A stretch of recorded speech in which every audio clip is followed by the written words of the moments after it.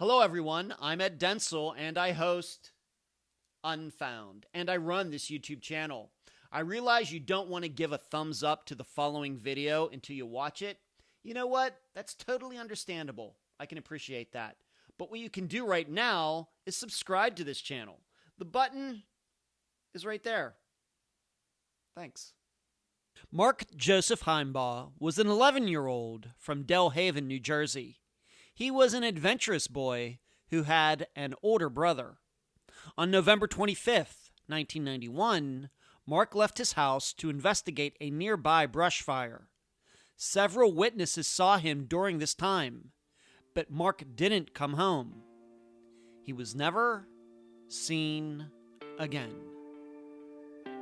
I'm Ed Denzel, and this is Unfound.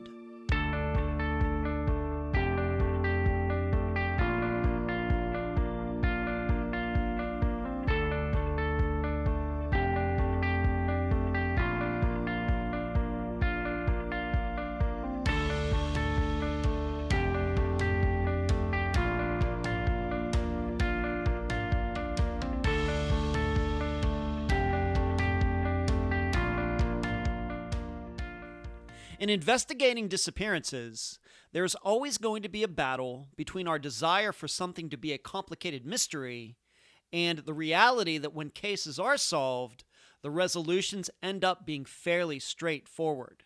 For example, I myself thought Esther Westenbarger had been murdered as some kind of scheme to get her money. In reality, all by herself, she drove into that retention pond. Or Crystal Morrison. Many people believed somebody took her from her work and killed her, when actually, Crystal walked off all by herself and died from heat stroke. We can even apply this to disappearances that are still unsolved. Tom Brown. Was it a murder conspiracy involving many people who have kept their mouths shut all this time, as Phil Klein thinks? Or did Tom walk off and commit suicide, as we know so many people do all the time? And there's Cameron Remmer. Did the two security guards, who did not react too well to being contacted all these years later, harm him and cover it up? Or given Cameron's mental health issues, did he run off into the San Francisco night all on his own? Well, with the disappearance of Mark Himebaugh, the most popular theory involves a lot of moving parts, which would normally throw doubt on it. Yet, the facts seem to support this line of thinking.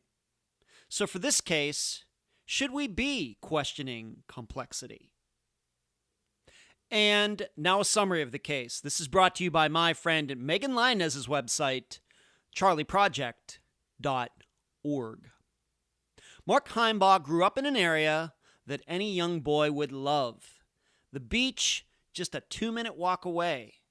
Wild areas for exploring. A playground just across the street. And Mark immersed himself in all of them. But he had his problems. Mark was diagnosed with OCD, causing him to act out if things weren't just the way he wanted them, even once being violent toward his mother. And his parents began the process of getting divorced the year before he disappeared. So on November 25th, 1991, Mark was at home with his mother Maureen after school. Mark's mother had to take a friend to pick up her car. While she was gone, Maureen allowed Mark to check out a brush fire that had broken out nearby just an hour before. But she wanted Mark to be home before dark because they had plans. Over the next hour, witnesses saw Mark on the beach and streets of Delhaven. He was investigating the fire just as expected, with the last reported sighting being him and a girl walking into the playground not far from his house. Maureen got home and Mark wasn't there. A search for him began. He was never seen again. However, one shoe, seemingly belonging to Mark, was found on the beach no more than 7 hours after he went missing. I've known about Mark's case for a long time. In fact, I will detail how I came in contact with it after the interview. The people who have known about the disappearance since it happened almost unanimously believe some kind of plan was afoot to abduct Mark that day. For all of you, I expect you to come to your own conclusions by starting with these 3 questions. Number 1, why didn't the little girl seen with Mark or her parents ever come forward after Mark went missing? Number 2, how can we explain witnesses who say Mark's shoe was on the beach the night before he went missing? And number 3, would a pedophile really show a sex tape of a missing boy to a stranger? Mark's family, investigators, and many others believe Mark was abducted that day and is no longer alive. The guest for this episode is former Mark Himebaugh case investigator and author Rich Mchale. Unfound news. As you now all know, Unfound has been totally converted from Podomatic over to Spotify and Megaphone. Yes, it took a while. Thus the reason there was no episode last week. I'm hoping today's long and unique program will make up for it. Next, the February edition of Unfound Now is now available to the public on the Unfound YouTube channel. I talk about and diagram the disappearance of Stephen Salazar. I think you will find it covers many topics mentioned by me during the course of 2021. Finally, I'm going to be switching up and adding to some of the membership programs at Patreon and YouTube over the next month. I hope you will consider becoming a supporter, if only for $2 a month at either location. Thanks. Where you can find Unfound. Note, Unfound will not be available on Podomatic from now on. This will be the last announcement regarding this topic. You can find Unfound episodes on iTunes, Apple Podcasts, YouTube, Stitcher, Podbean, and many other platforms, especially outside the United States. Unfound has social media accounts on Facebook, Twitter, Instagram, and YouTube. Speaking of YouTube, join me on Wednesdays at 9 p.m. Eastern on the Unfound Podcast Channel for the live show, the only one of its kind in true crime. Ask questions, chat with other viewers, and give the show a thumbs up. You can contribute to Unfound in the following ways. Patreon.com/Unfound Podcast. PayPal.me/Unfound Podcast. Contribute during the live show with the Super Chat button. And join the YouTube membership program for the low price of $2.99 per month. I need to thank the following people for contributions to Unfound this week: Laura, Justine, Charlotte, Stitching, Delane, Joyce, Mandy, Paula, MT, The Real Capella, Quintessence, Boston Actress, and Wannabe Sleuth. The website, theunfoundpodcast.com, the email address, unfoundpodcast@gmail.com, and please mention Unfound at all true crime websites and forums. Thank you. I'm so happy to have on this episode of Unfound a former police officer and investigator and the author of the book, Where is Mark? The Abduction of Mark Himebaugh, Rich Mchale. Rich, welcome to Unfound. Good afternoon, Ed, and thank you for having me on. You're very welcome. Now, listeners should know that Rich and I have been talking about Mark's disappearance maybe since 2017, maybe. Certainly 2018, and kind of fell out of touch for a little while, but now he has this book out, and I thought it was the perfect time for him to come on, talk about Mark Himebaugh's disappearance, of course, talk about his experience in looking into Mark's disappearance, and also given that this book is coming out, or has already come out, we're going to talk about that as well. I think this is perfect timing, Rich, so I thank you for accommodating me. Absolutely. I appreciate you covering the story. It's an important one, as you know. Absolutely, and you're welcome. let's start here as we usually do when we have, a person who is not a family member. Let's talk a little bit about you. Where are you from? Of course, you are retired now, but you're a police officer. I think you were also in the military at one time. Just tell the listeners a little bit about yourself. I have a little bit of variety in my life, if you will, over the years. First of all, I was born in Bucks County, Pennsylvania, and my mom and her parents used to vacation on what's called the Jersey Shore. And I know there's different ideas of what the Jersey Shore is, but to people in the Philadelphia area, Jersey Shore means everything from Atlantic City south in the state of New Jersey. And during my mother's childhood, they had a summer house in Wildwood, which is in the southern end of the state on the East Coast. And it's a beach resort, basically. And it's a nice time. There's beaches, there's a boardwalk, and there's amusements. It's an attraction to North Jersey, New York, and Philadelphia area people. And the reason why I bring all this up is at one point in my mom and dad's life, they decided they wanted to move to the Jersey Shore. And I was about 12 years old when that took place. And we settled down in the Cape May County area, Cape May County being the southernmost county in the state of New Jersey. And from there, I finished grade school, went to high school, and I started in community college. And to be quite honest with you, Ed, I really wasn't mentally prepared for college at that time. Okay.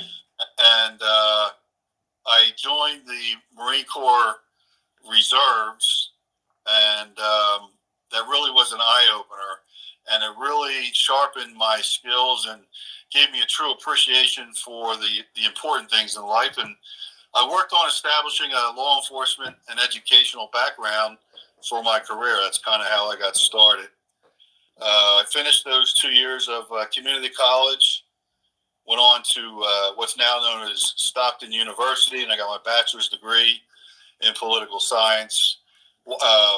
Now, by this time, I had already been hired by Middle Township Police Department. You start out as a patrolman in the ranks there. Mm-hmm. It's a civil service test, and then after my undergraduate degree, I eventually went on to Fairleigh Dickinson University and received a master's degree in public administration and management. Wow. Okay. So you, in what year? So what year did you actually become a police officer? What year would that have been? That would have been in at the end of 1987. Went to the academy, and I graduated in February of 1988. And like I said, you start out in patrol, and I was there for a few years. And of course, Mark Himebaugh's disappearance occurred my third year there, which would have been 1991. Yeah, and I have that in the outline. As listeners know, we use outlines for all of these interviews that we do for the program, no matter who is on the program. Do you remember, of course, working in that area where he went missing? Do you remember when it happened? Do you remember having a reaction to it once again, as a police officer? Yeah, like any serious crime or incident, it really startles you, it startles the community, and it startles the police department. That's a crime against an individual in a town that we're hired to protect. Mm-hmm. And I don't know about my fellow officers, but I take that personal. Right. There's a child missing, and we have rotating shifts at the time. We worked a week on day work, 4 to 12s, and nights, and then you would rotate it backwards at that time. And I specifically remember being off. I was off for like the weekend. So Mark disappeared. I was off for a couple days and came back. And at that point, the detectives are full bore, searching, and they're well on their way to starting the case. And what happens is patrols are asked to do check on addresses and things like that. So I guess what I'm getting at is I wasn't directly involved in the investigation in the very beginning. Right. So that was your jurisdiction, though, where you were working. That was your jurisdiction. Absolutely. Okay. Yep, absolutely. All right. So we'll come back to that in a bit. So I want everybody to understand this is just not any police officer coming on here to talk. This was in his area at the time. And later you got much more in depth. And of course, we're going to get into that. And of course, then ultimately writing this book. But maybe you could just give a little flavor. You already talked about being a patrol officer at the time. Maybe give a little flavor of what it's like to be a police officer in that area. How would you explain, outside of Mark's disappearance, how would you describe that area of New Jersey and being a police officer there? What are the kinds of calls that you get? What are maybe a story you can tell from your own experience? That's a great question, and I cover that in the book. And the reason why I put it in there is child abductions just didn't occur in Middle Township. They didn't occur in southern New Jersey. It's like I said, it's a beach resort along the coast. Middle Township is the mainland to those island towns, and we're more of a year-round community. The county hospital is in Middle Township. The county courts are in Middle Township, and we run the gamut of type of work that we do. In the shore towns, you're dealing with large crowds, and then in the wintertime it gets kind of quiet. Yeah. As opposed to Middle Township, where again it's a year-round community. The summertime traffic does increase, so our traffic investigations, accidents, drunk driving, those types of things increase. But through the year, we have domestics, we have burglaries, assaults, things like that. It's not again, I don't ever remember a child abduction occurring before or after that in Middle Township or in this area, really. Any murders that come to mind? They infrequently come up. It's not a murder capital by any means at all. It may be some type of domestic disputes that gets carried away, and someone ends up dying as a result of injuries. But it is not a violent place to live. It's rural. We have a lot of farming in the area. Along the coast are the resort towns and the hotels. But it's just not. It's not a violent place to live. What would you say regarding murders? One every 5 years, one every 3 years? What would you say the frequency was? It's very infrequent. I'd have to say about one every couple of years, to be honest with you. Okay. And did you happen to work on any of those? You were responsible for any of those during your time as a police officer there? From my memory, I was assisting in one of the cases. I was not directly involved in the investigation. I maybe helped secure the crime scene. That's the best of my recollection. Okay. All right. Now, getting back to Mark's disappearance, of course, in 1991, of course, you're working on it. You've already explained your role in it, very tangential, I guess you might say, at the time. There were people who were actually working on it day to day. But were you following it, when you weren't at work doing your job, were you following it in the news? Did you know anybody who was working, right on at the time? Did you talk to these people? What kind of interaction did you have with any of the investigators in 1991 or even maybe 92, 93? To be honest with you, Ed, this was a case where everyone in town, in the county, and in the tri-state area couldn't help but know about it and follow the case. This was a heavily covered event by the media, radio.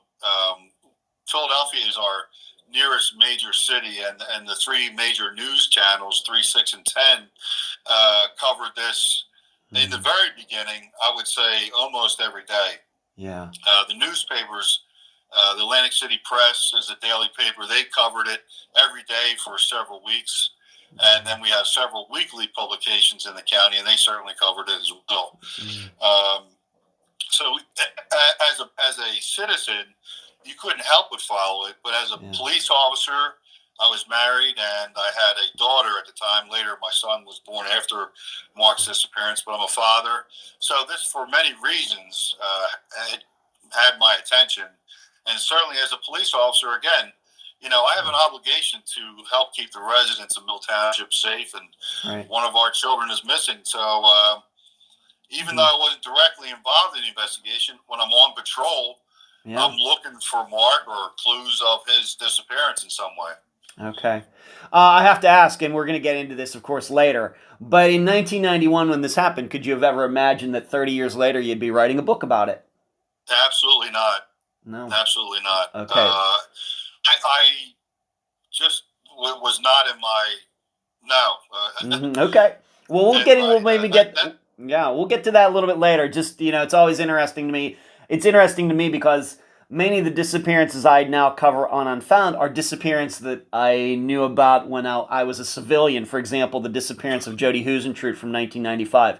There's no way that, what would that be, 25 years later, that I would ever expect that I'd be doing a program in which I covered her disappearance. I guess that's what I'm asking you, and I certainly want to talk about that topic a little bit later. Your motivation for writing the book and everything. So let me follow up on that. Please, question. Go ahead. And the one thing that I knew then that stood out very clearly to me,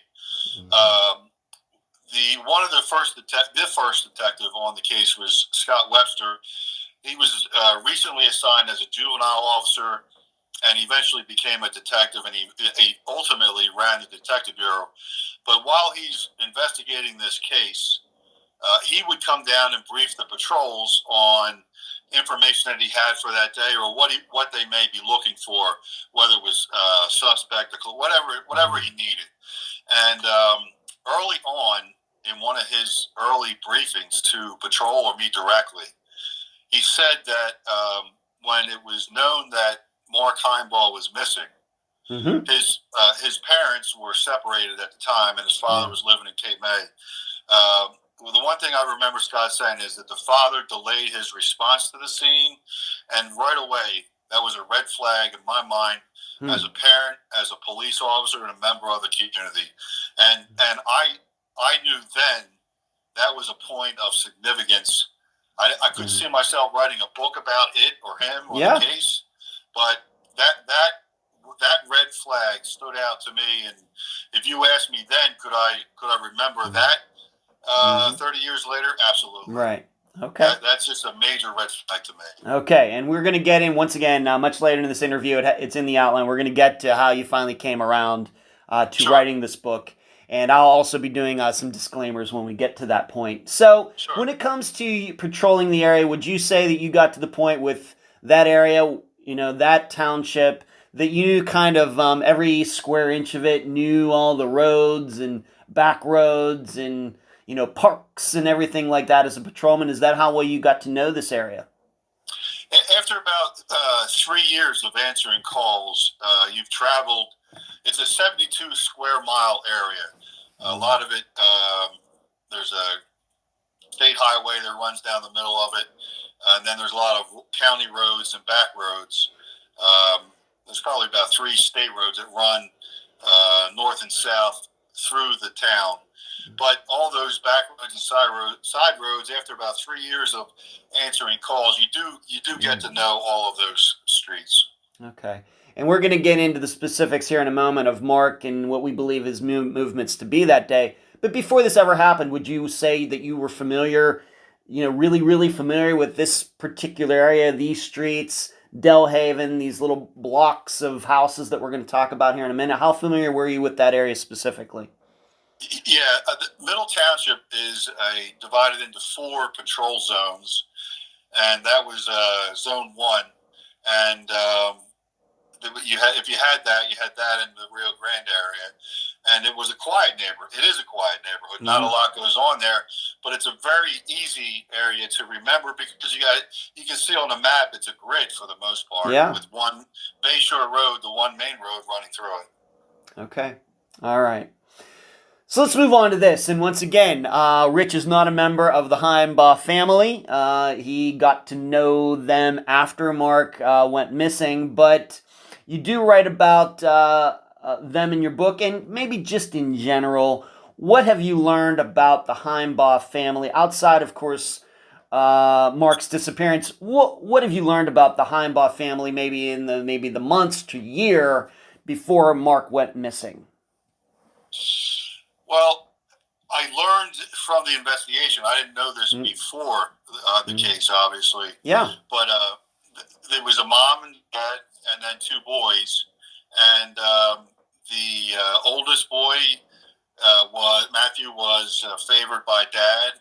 He had musical talent. He could sing. He could dance. And dad was involved in a barbershop quartet. And he actually used his son in a lot of performances. So he was closer to his dad than Mark was. Mark did not have singing ability or dancing ability, or just wasn't interested in it. He was more of a nature lover, an outdoorsman. He loved being outside.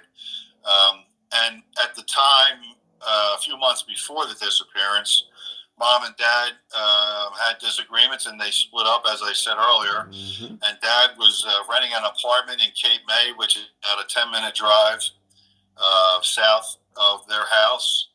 And mom and the two boys were living in the house in Delhaven. Okay. Of course, eventually Mark's father and Mark's mother got divorced. Do you know the source of their divorce? Of course, people get divorced for many reasons. Of course, they didn't get divorced till after Mark went missing. But do you have an understanding now of what was going on in their relationship before Mark went missing that put them on the path to divorce? Yeah, my information comes from Maureen, the mom, and what she had said was that there was several incidents where the dad had either exposed himself, or in one case he actually touched one of the family members inappropriately, minor children. And in February of '91, they were at a wedding, and while I guess before the wedding kicked off, everyone was out of the house. Actually, one of the boys' wrestling matches from the family they were visiting, and it was the father and one of the nieces who's under the age of 15. And the father, Mark's father, exposed himself completely to the child, and that child told their mother, and the mother told Mark's mother, Maureen. And Maureen heard that information. She said it was the final the straw that broke the camel's back, so to speak. Yeah. And she wanted a separation, moving for a divorce. This is February of 1991. Okay. Now I have to ask, once again, as we know on Unfound, sometimes we know divorced people, both men and women, the exes like to say things, so I just have to ask these questions. Was this, to your knowledge, was any of this ever brought up in the divorce proceedings that occurred? Have you ever seen any paperwork? Has anybody who was involved, and maybe, any lawyer or anybody like this, a judge that was involved in this divorce, ever stated, yes, this is in the divorce papers? Did Maureen bring this up during those proceedings? I don't know the exact answer to that question. I know that Maureen was represented by an attorney, and I would have to think that at some point it was brought up as a pretext for requesting the divorce. Okay, so we don't, and once again, this is going to come up later, but I just have to ask you, because obviously the listeners would understand these are serious allegations. Was Mark's father has he ever been charged with anything regarding what you just talked about? Mark's father nor anyone else has been formally charged in Mark's disappearance. No. But related to Mark's father's behavior, he was never criminally charged for anything. All right, he was never what those things you just brought up, which to me sounds serious, but nobody ever brought any charges against him for these allegations that Maureen talked to you about. On the final incident in February of '91, I was told and saw paperwork that the Division of Youth and Family Services, as they were known at the time, Child Services, were called in to investigate it, which they did do. And then I don't have paperwork that says what the final answer was. I'm assuming that It was then brought to the family to decide whether they should file charges or not, and that never happened.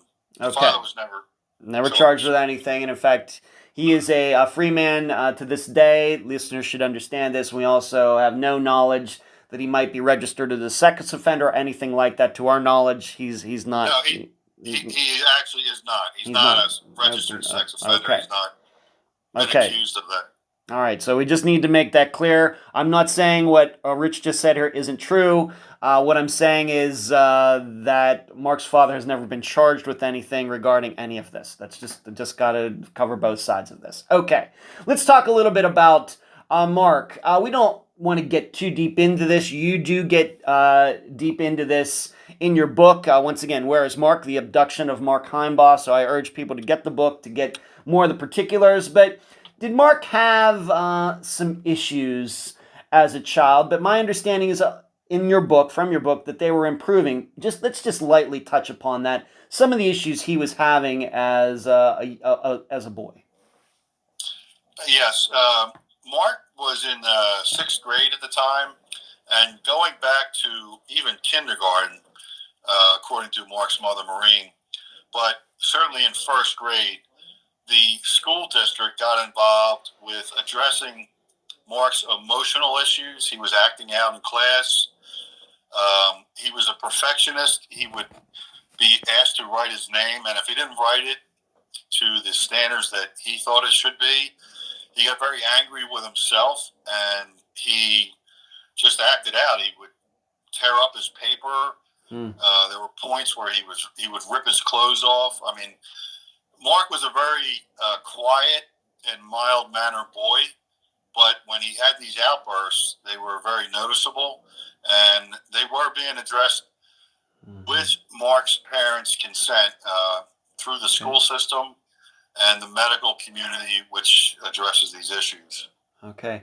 To your knowledge, once again, being that we just talked about it a couple minutes ago, in any of this, did it ever come up in any of this work with the school that he might be behaving this way because of abuse he was getting at home? You know, there were comments in the notes from the medical people, but there were not outright accusations on their part. They honestly didn't know why. You know, they suspected different things. At one point in 1989, Mark spent 4 weeks as an inpatient at Children's Hospital of Philadelphia. They have a clinic there that observes child's behavior, and they had psychologists, psychiatrists, and medical doctors on board checking him out. They had interactions with him and his mom and his dad and other kids, and they had him classified as emotionally disturbed, but the only diagnosis that came from that 4-week observation was that he had OCD, obsessive compulsive disorder. He just was obsessed. He would get obsessed about certain things, and if they were not perfect, he would act out. But he was a very intelligent boy. He had no learning disabilities. He had no physical disabilities. He was not on the spectrum, so to speak. He had OCD. That's the only thing, the only classification they had for Mark. Okay, but all right, so there's that. But once again, nothing in there that there was any signs of any abuse coming, not just maybe from his father or anybody. No allegations this was brought on by mistreatment of some kind? There was no proof that was the cause. Okay, very good. You also talked about his older brother, Matthew, the older brother, who, as you said, was closer to their father. Were Matthew and Mark close? What do you understand about their relationship between the two of them? I didn't know these boys then, so I'm going off of statements from Matthew and from his mom and from other people. Okay. And even in Matthew's own words, they were very close as younger boys. They did everything together. Living in Delhaven is a small community. There's a blinking light at the major intersection. That's how busy of an area it is. You know, they have the Yes. shoreline there, and there's a playground and a county park, and you know, it's a very rural, isolated area. So they almost were forced to do a lot of things together, playing in the street, riding bikes, and things like that. Mm-hmm. And what Matthew indicated is, as he started, he was preteen. As he started to get a little older, obviously he had older interests than what Mark did at his age. And and I don't know if you have any brothers or sisters, but you know, a year or 2 years could make all the difference in the world as far as interest and maturity. Sure. And I think Matthew was, you know, he was getting to that, again, preteen. He was starting to have more mature interest than Mark maybe at the time. And they started to, you know, by their interest, go separate ways, but not in the way of liking or disliking each other. Okay, very good. And maybe we want to come back to this one more time. Regarding Mark, though, once again, in your book, it says that, you know, getting towards the time of his disappearance, it seemed like his behavior had changed. He maybe was changing for the better, I should say. Well, through all of that medical observation and attention, they did put him on some medication, some anti-anxiety medication, and he was showing improvement. Okay. The outbursts were becoming more limited. And I should also note, too, is that Mark started out in the public school system in our town. And I believe it was at the end of fourth grade where he was recommended he went to the special services school district, which has kids with all different special needs. And Mark was resistant at first, but he came to like the teachers there, and he had a lot of friends there, and it grew on him. So things were, even his brother Matthew said, things were starting to come around for Mark. Okay. All right, so let's move up to that date. That's everything that was going on in the Heimbaugh family, between the parents getting divorced, Matthew, of course, maybe moving on, getting a little mature, finding new friends, Mark getting a little bit better in his behavior, liking this new school. We move up to November 25th, 1991. Let's just go through the general facts of the movements of the people here. So let's just say Mark, his mother Maureen, Matthew, and then of course this friend who came over to Maureen's. They needed a ride. Let's just talk about those four and what went on that day. Sure. First, let me just set the scene for you. Again, it's a rural neighborhood. In November, it's very cold. There's no activity going on there other than kids playing in the neighborhood. There's nothing to draw your attention to that area or the town immediately south. However, in the summertime, both of those places along the shoreline do attract people from the Philadelphia area, and wouldn't be uncommon for cars from out of town to be in that area. On November 25th, nothing is going on along the shoreline or in either of those towns. Mm-hmm. That particular day was a bright, sunny day. However, it was bitter cold. And that time of year, it starts to get dark between 4 and 5 o'clock. You know, by 5:30, it's almost pitch dark. The regular routine for Mark Himebaugh is in the morning he would get picked up by the school bus. His brother Matthew would get picked up by a different school bus on a one street over. And then in the afternoon, they got dropped off in reverse order. Mom had a day job. Of course, Dad is living in K-May, so he's not involved in the day-to-day routine. Okay. But he does have contact with the boys. On that particular day, Mark came home from school at 2:30. He was dropped off by his school bus. You know, interviews later by kids on the bus say that everything was good, and he got off and was in the house watching TV, and a marsh fire south of their house erupted. And it wasn't that big of a fire, but it was enough of a flame and burning the brush to create a lot of smoke. So it looked worse than it really was, and it drew the attention of onlookers from outside of the neighborhood. In addition to that, the large plumes of smoke made driving on Bayshore Road further south. Cars coming on Bayshore Road would normally be able to continue straight into the next town. However, they were being rerouted through Mark's neighborhood in order to make a U-turn to go back and drive this detour. Okay. So, in essence, it brought more vehicles through Mark's neighborhood than he normally would have. Okay. Let me ask you this. When you say through Mark's neighborhood, are we then to understand that these detoured cars were going right by his house, like they're right within feet of his house, or just like the next block over? What would you say? They were all over the neighborhood, certainly by his house, around his house. It's 3 streets running from Bayshore to the bay, and then there's like several side streets. And if you can imagine mice scattering, it was people are trying. They don't know what to do. They're all over. So they were driving right by his house, the street behind his house. They were all over the place. They were using the county park is adjacent to his neighborhood on the other side of Bayshore Road, and they were using the park to actually make U-turns in there as well.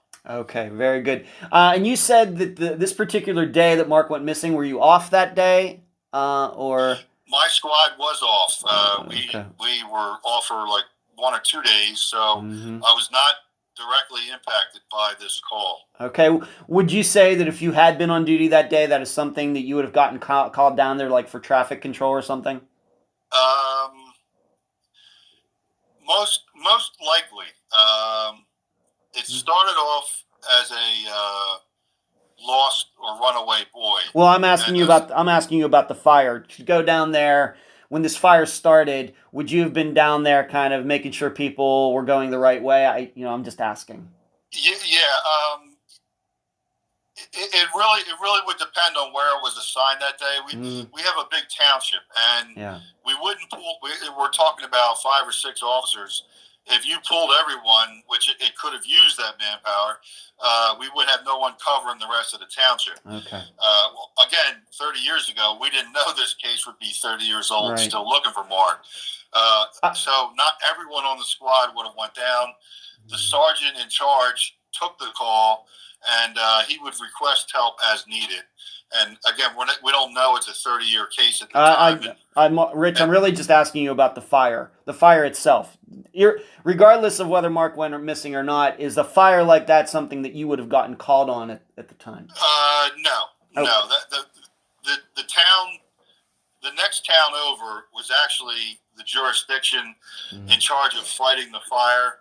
Our town's responsibility was just blocking the road off at that point. Yeah. We have fire police that do that, so I wouldn't even have been involved in that. Okay, thank you. All right, thank you for the clarification. Okay, so this fire gets started, and as we now know, Mark wants to see the fire, but what are the dynamics at the home, him leaving, his mother being there, and this friend with a car problem? Okay, so Maureen Heimbaugh's elderly neighbor, has a car that's repaired at the shop in the south of their area, and she asked Maureen for a ride down there, and they don't know the road is detoured at that point. And Mark, at the same time, is asking his mother if he can go check out the fire. And she's like, yeah, sure, but make sure you come back. They were going to make dinner, and then they were going to go visit one of his former teachers that night, which Mark was looking forward to doing. His other brother, Matt, had stayed after school for not choir practice. He was auditioning for a play, so he was an hour late from after school, and then the late bus dropped him off in the next neighborhood over. So Matthew's not in the immediate area. Maureen is there, but then she leaves to take this elderly neighbor. What would normally be a 5-minute drive one way, ended up being a half-hour drive, half-hour to 45 minutes to drop her off and come back. Oh, my. Okay, once again, because of this fire. Yeah, exactly, and that is the time frame that Mark is unsupervised in his neighborhood. Okay. Now you've already established that you have known Maureen for a long time. I know you're very close to her. Did you think was her understanding? She had given him permission to go check out this fire. What do you even have an idea of in her mind what Mark would have been doing? How close? How far was he going to walk away from their house? And what time was he supposed to be back? There was no numerical time, like 5 minutes, 10 minutes. It was just, basically stay in the area because we're going to have dinner and then go to the friend's house. Okay. Mark actually walked along the shoreline down to Lower Township side to check out the fire. That was a 10 to 15 minute walk. He checks it out, and there's an elderly couple that lived in that neighborhood that knew him. They saw him at the pump house, and then they see him. It really wasn't much to see. So whoever was there saw nothing, turned around, and then Mark headed back in the direction of his house. He's seen coming off the beach back onto the street, headed in the direction of his house by another family who were parked on the side of the road watching the fire. And as Mark passes their car, they see him with a real brief conversation with the people behind this family, and they're watching through the rearview mirror. And there's a woman driving and a male passenger. The male passenger stands on the running board of his car to talk over the hood. He says something to Mark, and Mark gives a one-word answer. They can't hear him. The windows are up. Okay. And continues on his way. Okay, let me jump. If I could jump in here, Rich. So I just have to ask: being that these sightings, you think Maureen was surprised that Mark went that far, or she just, how does she? You have any idea into her insight into him walking, down onto the beach, to see this fire? Is she surprised by that? Do you think? Not at all. Mark is a very independent boy, and he knew the entire neighborhood.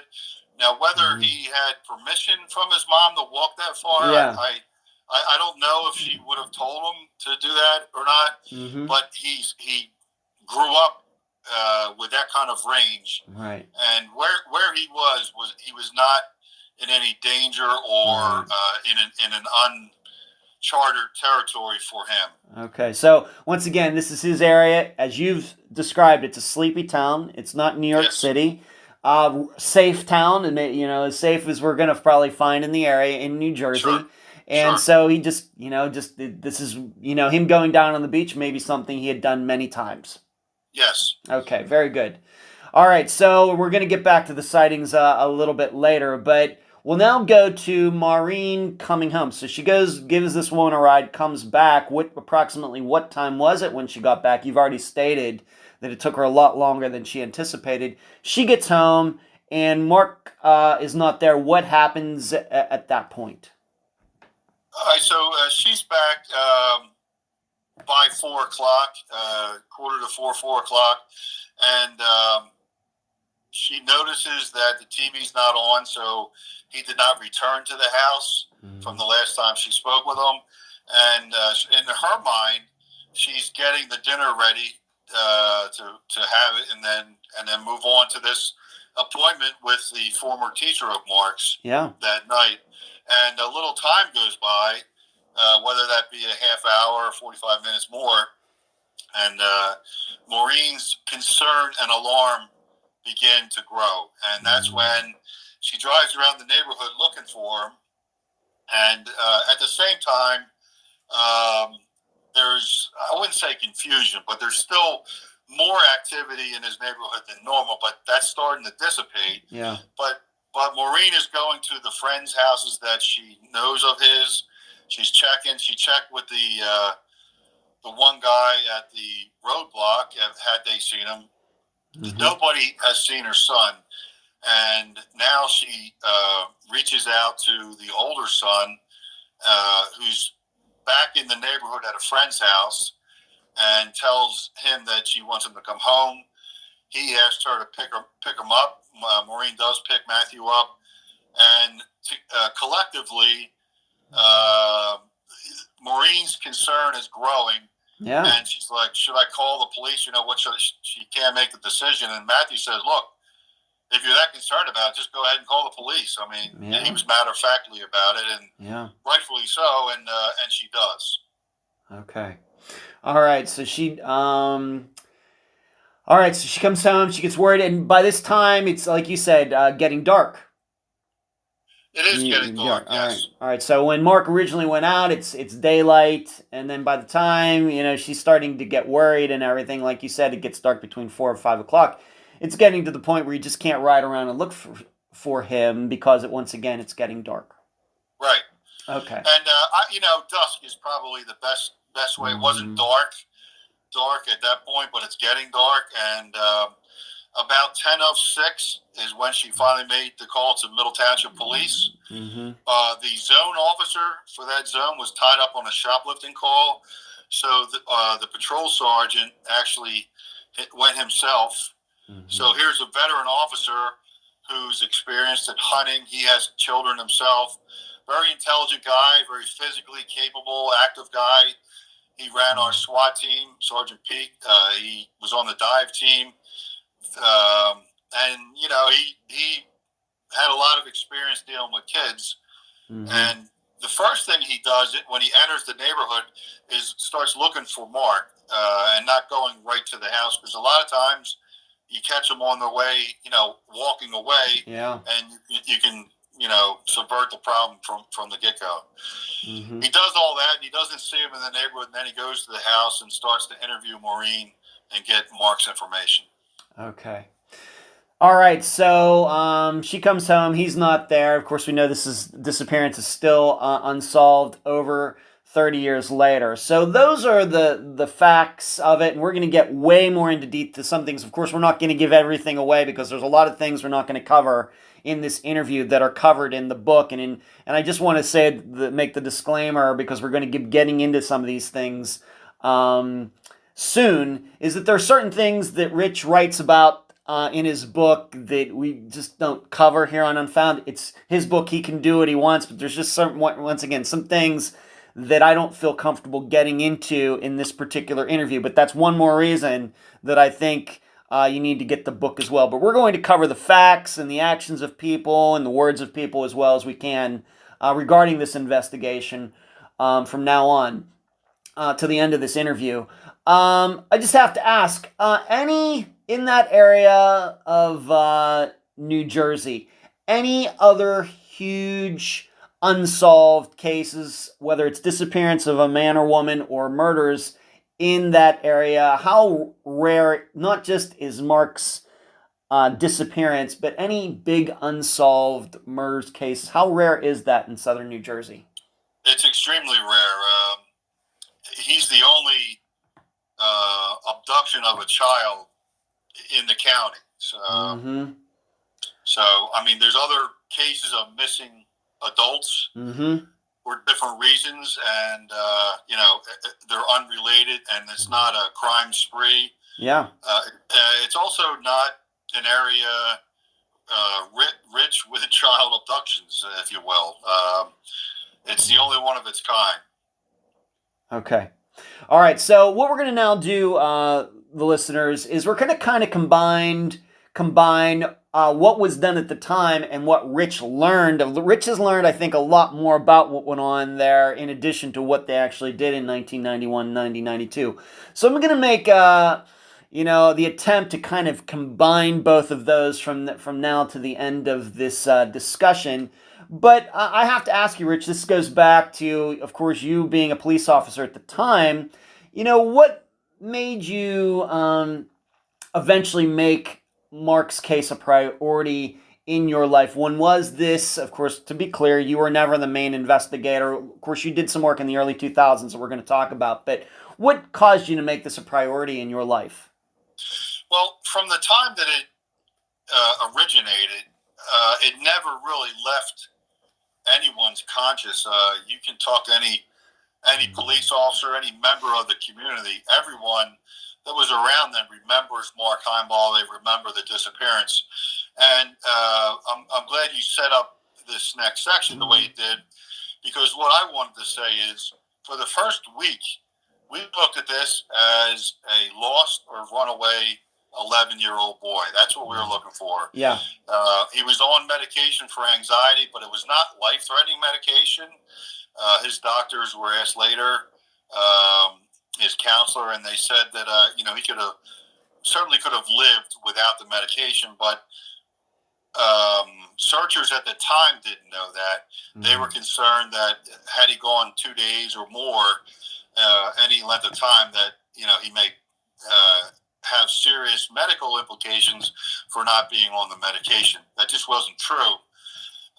Also, we're looking for a lost or runaway little boy. That was not true either, but we didn't know that for a week. And we're helicopters, canine, volunteers from the community, other police agencies, North Wildwood, the shift that ended, the 4 to 12 shift, they left and came over after their shift and helped with the search. Off-duty volunteer firemen from the surrounding communities, and we just did what they could to try and look for an 11-year-old redheaded boy. Okay. So you write this book very recently here, but then, of course, years pass. We're going to get, once again, into some of these details, the fire, other children, the sightings here in a moment, and what you learned in contrast to what they knew in 1991. But once again, I don't know the right word to use, Rich, so I'll just let you do it. But sometime in the early 2000s, you, as an official capacity, were doing some work on this case. How did this come about? Okay, so in 96, I was promoted to the Detective Bureau, and when I got there, Scott Webster was the sergeant of the Detective Bureau, and the first thing he said to me was, a fresh set of eyes is always good in a case that has not been resolved. And he said to take whatever free time I had and just go through the files and learn the case. And really, that piece of advice has really stuck with me and has been the igniter, if you will, of my interest in the case, along with being a parent and a member of the community and a police officer. Yeah. So I started learning the case, and right away I didn't have this. I had a quest or a thirst to learn more, but the passion for solving it came years later. I left the Detective Bureau. I went into the school program, and for 5.5 years I was a school resource officer. That was a great assignment. And then I was a narcotics officer for a year. After that, I came back, and I was on the sergeant's list, but they needed to fill a slot in the Detective Bureau, and they knew I had experience. So I went back to detectives around 2007 and 8, and I picked up with the Heimbaugh case, and that's when I first sat down with Maureen in her living room, and I learned the case from the files. Yeah. Prior to that, now I'm learning it from her point of view. I interviewed Matthew. I interviewed people involved in the case. Eventually, I do interview his father. Yeah. And some other people. So those years there is when the investigative fire started burning brighter for me, and the drive to try and solve the case. I got promoted to sergeant, and I stayed with the case when we had task force meetings, but I wasn't actively running down leads because I was running a squad. And I come to the end of 2010, and I come to the end of my career, Ed. And wow. I have to tell you, Mark's case is no closer to being solved at that point than it was in 91. Yeah. And I was like, there's an unfilled destiny here.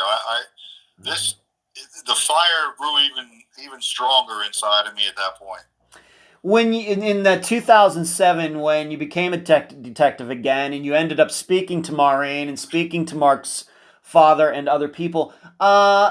Did you feel, what kind of emotions were going on? Did you feel a lot of pressure regarding this, anxiety? How were you feeling, given that, of course, you knew about it since the day that it happened and it was still unsolved? It's very rare. What kind of emotions, how were you feeling about that? Anguish is the best word I can come up with, because there was no pressure by anyone. And at that point, I wasn't putting pressure on myself to solve it. My mind was open, and I was just trying to absorb as much information as I could. We had received several tips, and that were new at that time, and unrelated to anything we looked at before. And we followed those, and we ran them down, and they proved to be untrue. Okay. And so that took time, and I worked with the FBI. Brian Hayes was one of the guys from the Atlantic City office that I worked with. Bill Kirkbride from the prosecutor's office. And I got to learn more of the technical side, some of the tricks and tools that we have at our disposal as investigators. But let me say, backing up, before I even got involved in this, so we have 91, we're looking for Mark and a lost or missing or runaway boy. That proves to be untrue. And then 92 on, we're looking for an abduction and the possible suspect. And there were some local people who had that type of background, and they were looked into, but nothing was really panning out. In February of 93, I don't know if you want to get into that. I don't want to get into. I'm not going to get into that right yet. All I was asking about was your emotions at the time. Okay, my emotion was not one of pressure. It was anguish, because I felt like we had not gained any more ground in 2007 through 10 than we did in 1991. And officially, of course, you're working on it now. You just stated that you're retired, but how tough is it? You're working on this. You want to make progress. Obviously, you did a lot of work that we're going to be talking about here in a second. But how tough was it, I guess it was a promotion. How tough was it to have to move on due to getting promoted or moving on to another position? How tough was that for you? I didn't want to leave. I didn't want to stop what I was doing. It's part of your career path, and if I don't take the promotion, I'm taking away from my retirement down the road. But I did not want to leave what I was doing. I was allowed as much time and energy as I could put into Mark's case as I could, and I did. And I didn't want to leave that. I didn't want to stop. Okay. All right, so now let's get into some of those facts. We're going to combine what they knew at the time, and once again, the book is Where is Mark? The Abduction of Mark Himebaugh. We're going to try not to give everything away, and trust me, the book is quite thick. There's a lot of pictures, maps, and things in it. And trust me, even though we're going to be talking about some of these things, there's going to be a lot of things we aren't or can't talk about that are in the book. I urge you to get it. I've read the book. I think it's great. All right, so let's move on to this. Things that you learned in combining that with what was known in 1991. Let's just start seemingly where this disappearance starts, and that's with the fire. What do we know about, what did they know about the fire in 1991, and what do we know about it in 2022? Sadly, we don't know any more about the fire today than we did then. To the best of my knowledge, coming from Scott Webster, Lower Township had 3 juveniles that they attached to setting the fire, and it's a criminal mischief call. There was not any damage. It was just I don't want to say a prank, but it's not a big criminal act. So it was not a lot of attention was put into the cause of it. As far as the isolation of the fire itself, but we're talking about a disappearance of a boy that is now 30 years old, and between you and me, I feel there's more to that setting that fire than what we know. Okay, and I know you do. Maybe the listeners should know that type of fire, your experience, you lived there, how common is that type of fire in your jurisdiction?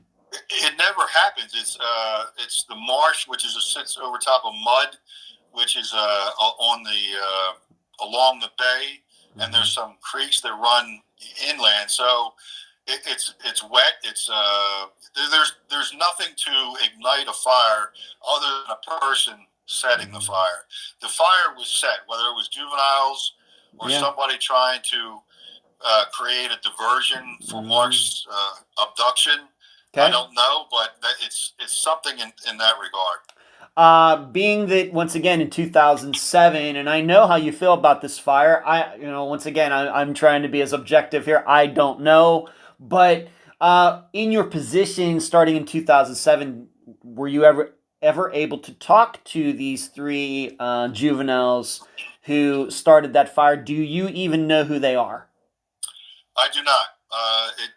Supposedly there's a report by Lower Township, and I'm not saying there isn't. I just never saw that. Okay. My supervisor at the time said Lower Township had people responsible for that, and they were not related to the abduction, and that's all I know. All right, and obviously now that you've written this book, and maybe even well before this, I guess maybe the officers in that jurisdiction now know that you don't feel the same way about the fire as maybe they did back then?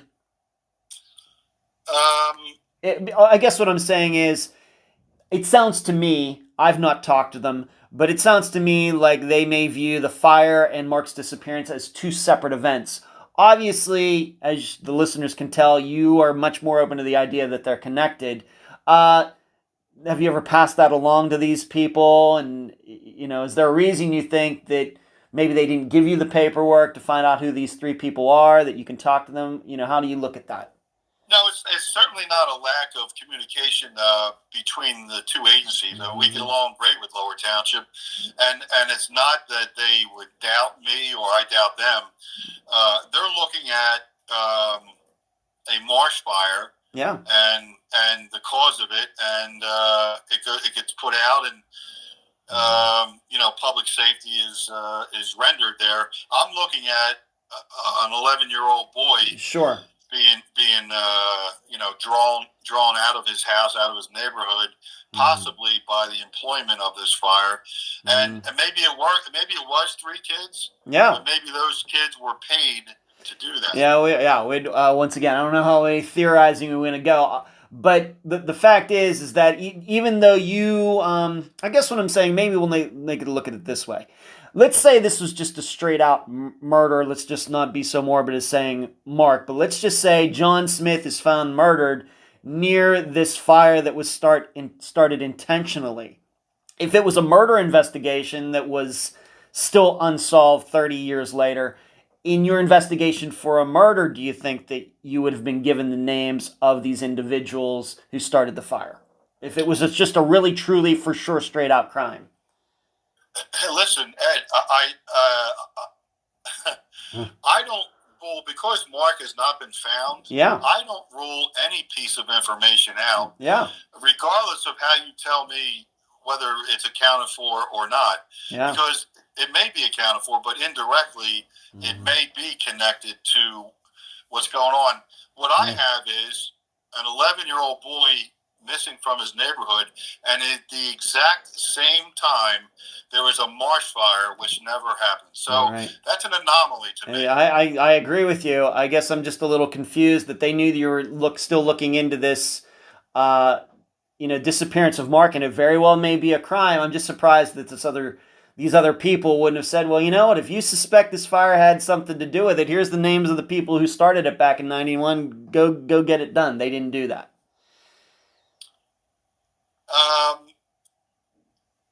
That makes it sound like they're resisting information, and that's just not the case. I'm working on it more independently, if you will. And if I made the official request, I'm a civilian right now. So I'm just saying, when your capacity of 2007. They would have done what they could to get the information. that I was requesting.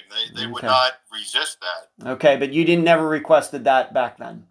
No, I took the information that my supervisor gave me as what happened. Okay, very good. All right, I think we've covered that. And you know, please. There's office politics involved in it. Yeah. I don't want to go behind my supervisor's back and that kind of thing. So I get it. I understand. I just wanted to make sure we understood that you have a particular theory about Mark's disappearance. It very well may be true, and there's information out there that you've still not been able to get that might help you support that theory.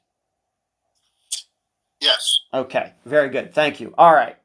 Any other children? Of course, we know Mark taking an interest in this disappearance. Any other children walking around the neighborhood at the time? Was that ever established back in 1991? When you started working on it in an official capacity, ever tracked down any other children who were walking around taking an interest at the time in this fire, or was Mark the only one? No, Mark was not the only one. The whole community from Lower Township, Middle Township, you know, there were a lot of adults and children, you know, got as close as they could just to see. It's like, you know, it's like anything else in the neighborhood. If it's an event, people want to check out what it is, and until it loses their interest, and then they move on. So, from the Lower Township side, there were kids that walked to as close as they could, I guess the last street there at the roadblock, and saw what they could see and turned around and left.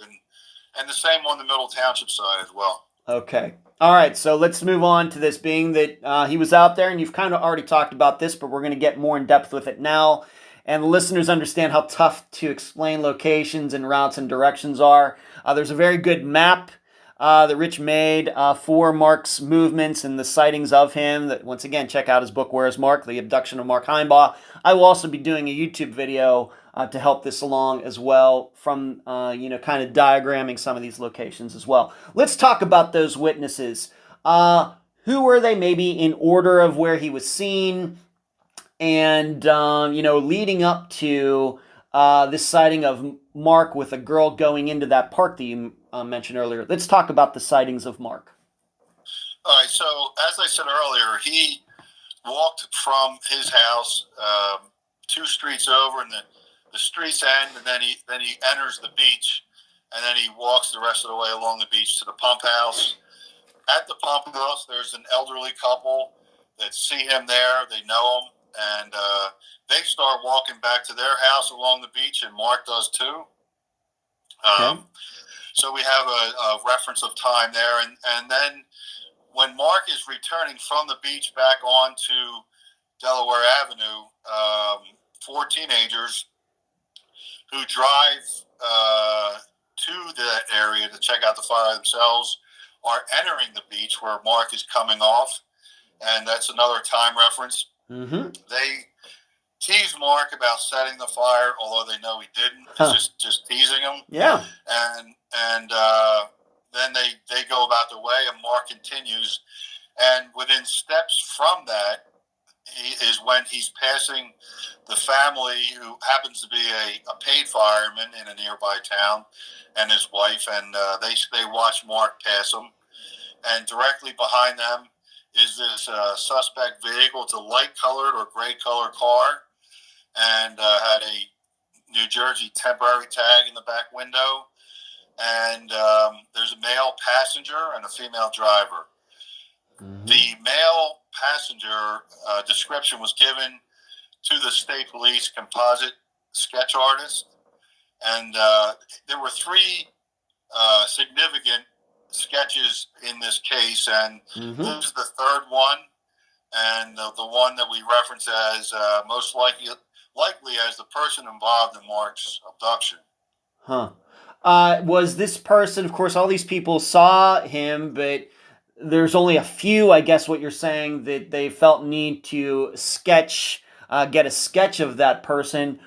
Was it just because there was a witness of this guy speaking to Mark? Is that the reason that this sketch deeded and wanted to be made on the strength of that testimony alone that Mark spoke to this guy? That's why the sketch got made?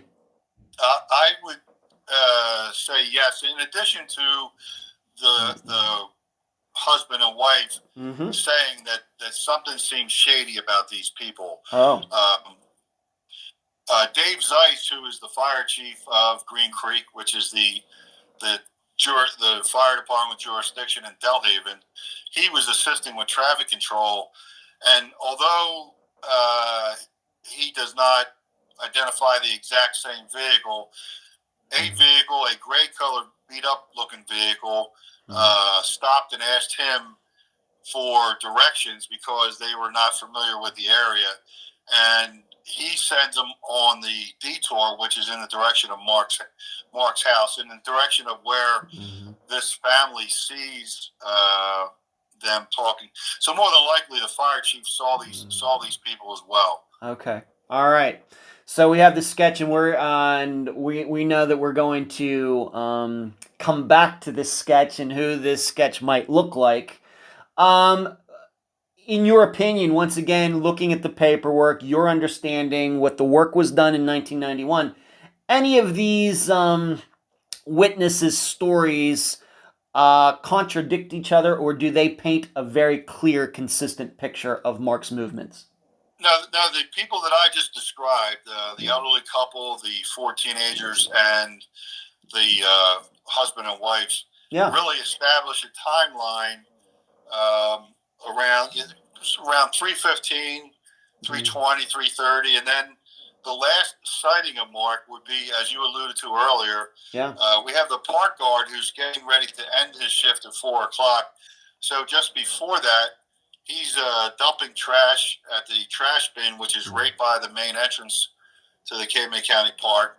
And he sees Mark and a girl that appears to be about 10 years old, a little smaller in stature than him, entering the park. And the park, as soon as you walk in, it's a blacktop driveway, and you can either go left or right. You can't go any further straight because it's woods. Okay. So you're either going to the playground or you're going to the basketball courts. And he sees Mark and the girl walking to the playground. He sees them heading in that direction, and he doesn't know that Mark's going to be abducted, so he's not cueing in on him. That's the last sighting and direction that Mark is moving towards when he sees him. He goes back to the office, which is in the opposite direction towards the basketball courts, and he's getting ready to close up for the night. He eventually does and leaves the park, which is nothing unusual about that. Okay. Has this girl ever been identified? Did she ever come forward? Did her parents ever come forward once this information got out about this sighting? This girl has never been identified. Several people have been interviewed. Several girls around that age and size have been interviewed, and we have not positively identified the girl to date. Any, using your investigative experience, any insight into that at all, Rich? Once again, you're the expert on her disappearance, his disappearance, Mark's disappearance. Any insight, your experience, maybe parents not wanting their daughter to get involved in what became a big news story, or what do you think? Well, again, I touched on it earlier. We were looking for a lost or runaway boy, not thinking of an abduction at that point.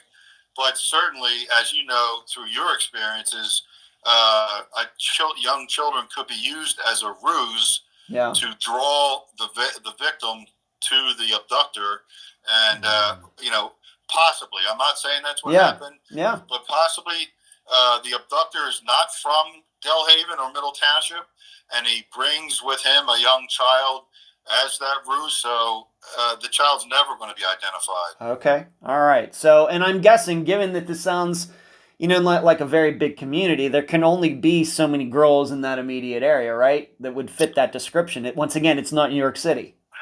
Correct.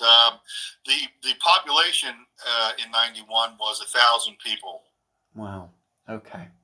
Of that immediate area. All right, one more question about these sightings. And once again, if this sounds a little confusing to the listeners, I will do my best to do a YouTube video. But once again, in his book, Where is Mark? The Abduction of Mark Himebaugh, there's also I think, a very good map to explain these locations. One more thing regarding these sightings.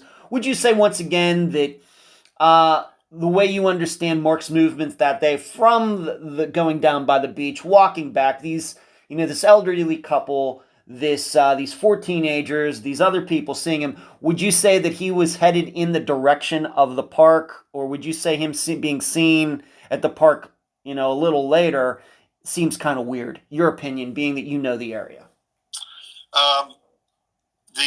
Everyone to the family seeing him walking by their car, he's within a tenth of a mile of his house. He's headed in the direction of his house. And if he's going to have dinner and then go to see his teacher later that night, that's where he should have been headed. Yeah. Now he continues on to the park, and at that point, Mark is not following the guidelines of what him and his mother had agreed to do. That's where he goes off the rails. Okay. All right. So he, and once again, we state that looking at the map, that this park is what I would say east of where he lives, whereas the fire was kind of southwest of where he lives. Correct? Yes. Correct? Yes. All right. And, so at that point, he's nowhere near the fire. He's not. He's not. He's, on his street, then he walks due east to the to Bayshore Road. Across the street is the park. It's like 4/10 of a mile from his house, and almost the opposite direction of the fire. Right. Okay. So that is going to be, I think, something that the listeners will think about. Now, something we haven't mentioned. All right. So those are witnesses. We're going to come back to one of those witnesses, or this person who is in the sketch in a bit. But we haven't mentioned that somebody we've left out of this is Mark's grandmother. This would be Maureen's mother. She lived next door. Did she not see Mark walking around? What do we know about? Was she at home that day? What do we know? She rented a house next to Maureen, and she was, she wasn't blind. She's semi-mobile. She knew Mark. Mark would stop and visit her. She did not see him that day. Okay. And I saw no reports of any interactions between the grandmother and Mark on that day. Okay. So I guess she knew about the fire, but had no idea that her grandson was going to look at the fire. Everyone in the neighborhood would have known about the fire. She knew about the fire, but she had no idea that Maureen gave Mark permission to go down there and walk around. Didn't know anything about any of that. Okay. She wasn't exposed to the conversation. All right, very good. Thank you. All right, let's move on to this. And this is, I just don't know what time you and Rich, as you know, Rich, you and I went round and round about this particular topic one of the last times we talked. We're going to do our best to cover it as rationally as we can. Let's talk about this shoe that it was eventually found on the beach. We'll, of course, talking about it at the time. We'll eventually talk about it in the present. But at the time, there was a shoe that was found on the beach. How was it discovered, and what did it lead police to think and do? Okay, so Sergeant P comes to the house around a little after 6. He's called at 6 o'clock, and by 6:15 he's there, and he begins his interview, and then they search around the house, under the house. They do all the things looking for a runaway little boy, and they start to fan out the search from there. And now time is going on, and the sergeant, his urgency is increasing as the mother's already has at that point. And as the sergeant's going, he's calling for more additional help. He during his search, he goes over to the firehouse, which is around the corner from Mark's house, around the corner being about a mile. And he says, "Look, we got a missing boy," and he kind of hastily rounds up a search party, if you will, and he's communicating with our dispatch by his portable radio at the same time. And what he's doing is he's telling them to notify the chief of police, notify the administrator on call, the detective on call, and to get the everyone responding to the scene. And What we do in missing persons, whether it's elderly or a child, we always make the request for a helicopter. The Coast Guard, United States Coast Guard base in Cape May is 10 miles from Mark's house, and that request was made. There was some inclement weather, high winds, I guess. Mm-hmm. They eventually calmed down, and the Coast Guard did respond. And as you can imagine, after 5 o'clock, now 6 o'clock, it's dark. The sergeant has the fire trucks establish a triangular position of the area that they want to search where they think Mark might be.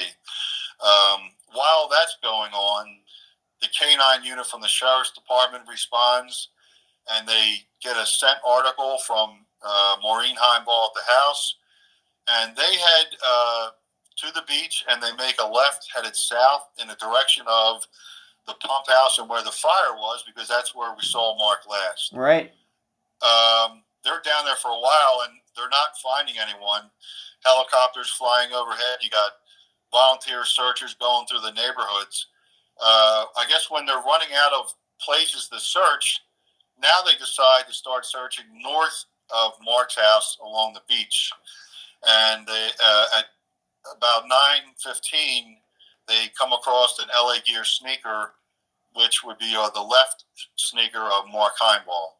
And they call for the K-9 unit to pick up the scent from there. And it's a stretch of beach and dunes. There's no houses right in that immediate area. Another half mile north of that position is the next paved street, Roosevelt Boulevard. And the dog takes the scent to the paved street, and it stops there. With regard to the sneaker, there are 2 shoe impressions on the beach leading up to that point. From the point of the sneaker, it's now 1 barefoot, 1 sneaker print. And that goes on for a little while, and eventually it goes off into the soft sand. Right. But the scent takes the dogs all the way to the next paved street. Huh. And we should know, you say it's Mark's shoe, and the way it was identified, the shoe that was found, it was identified by both Mark's mother and brother. They both looked at that shoe and said, yes, that is Mark's shoe.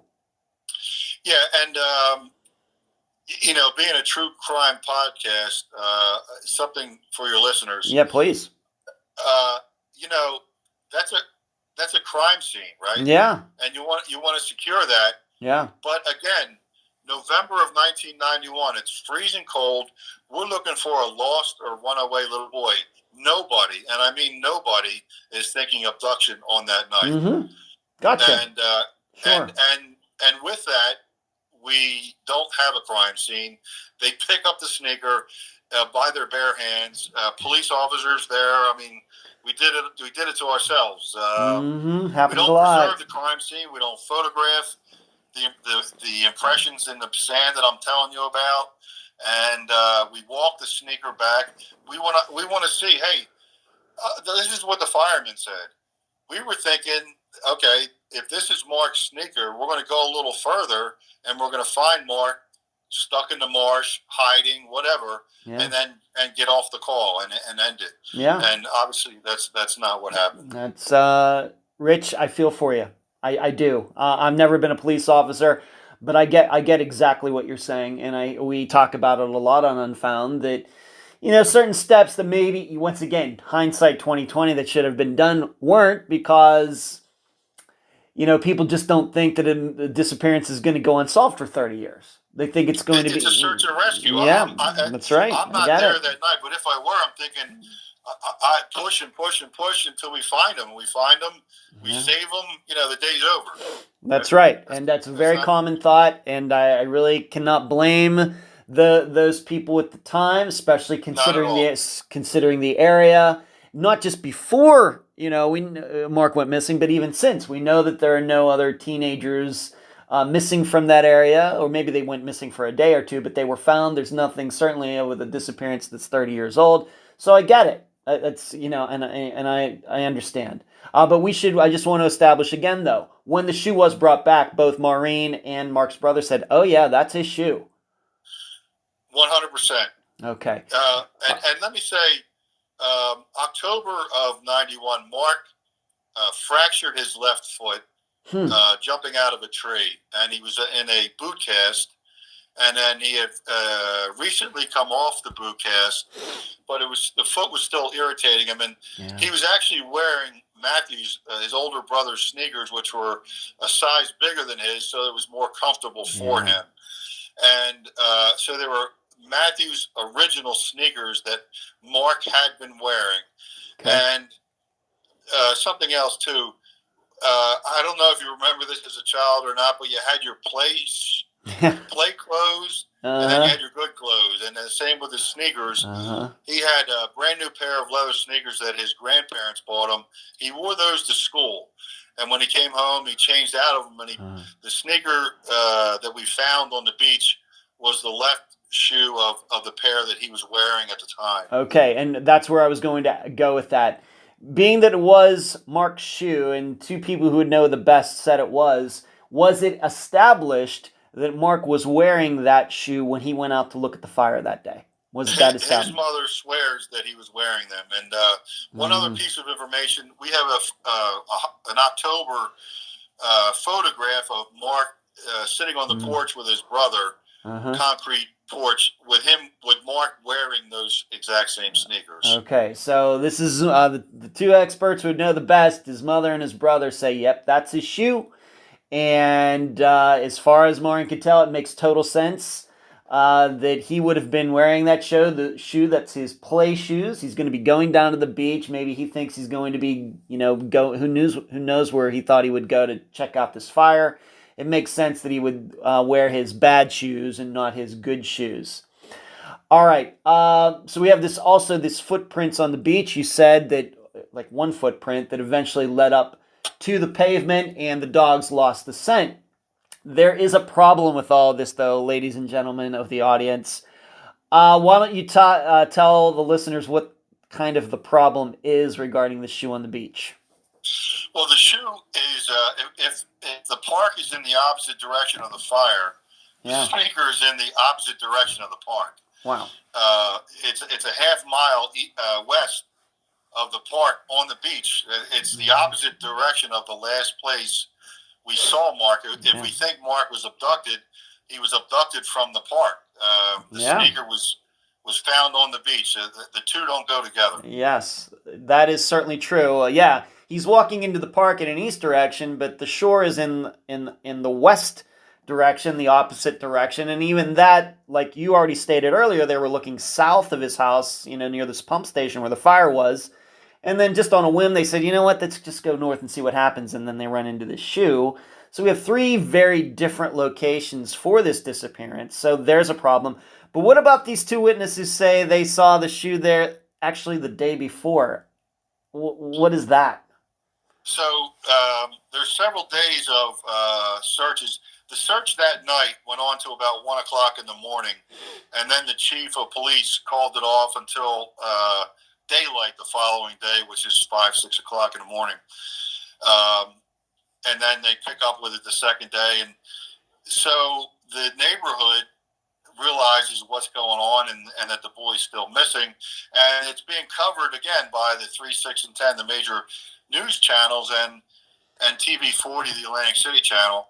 And this young married couple who live on the next street over go up to the police command center, mobile center in the neighborhood and say, hey, look, on Sunday at noon, we were taking our dog for a walk before the Eagles game. And that's a thing in South Jersey. We were Philadelphia, for the most part, Philadelphia sports fans. Sure.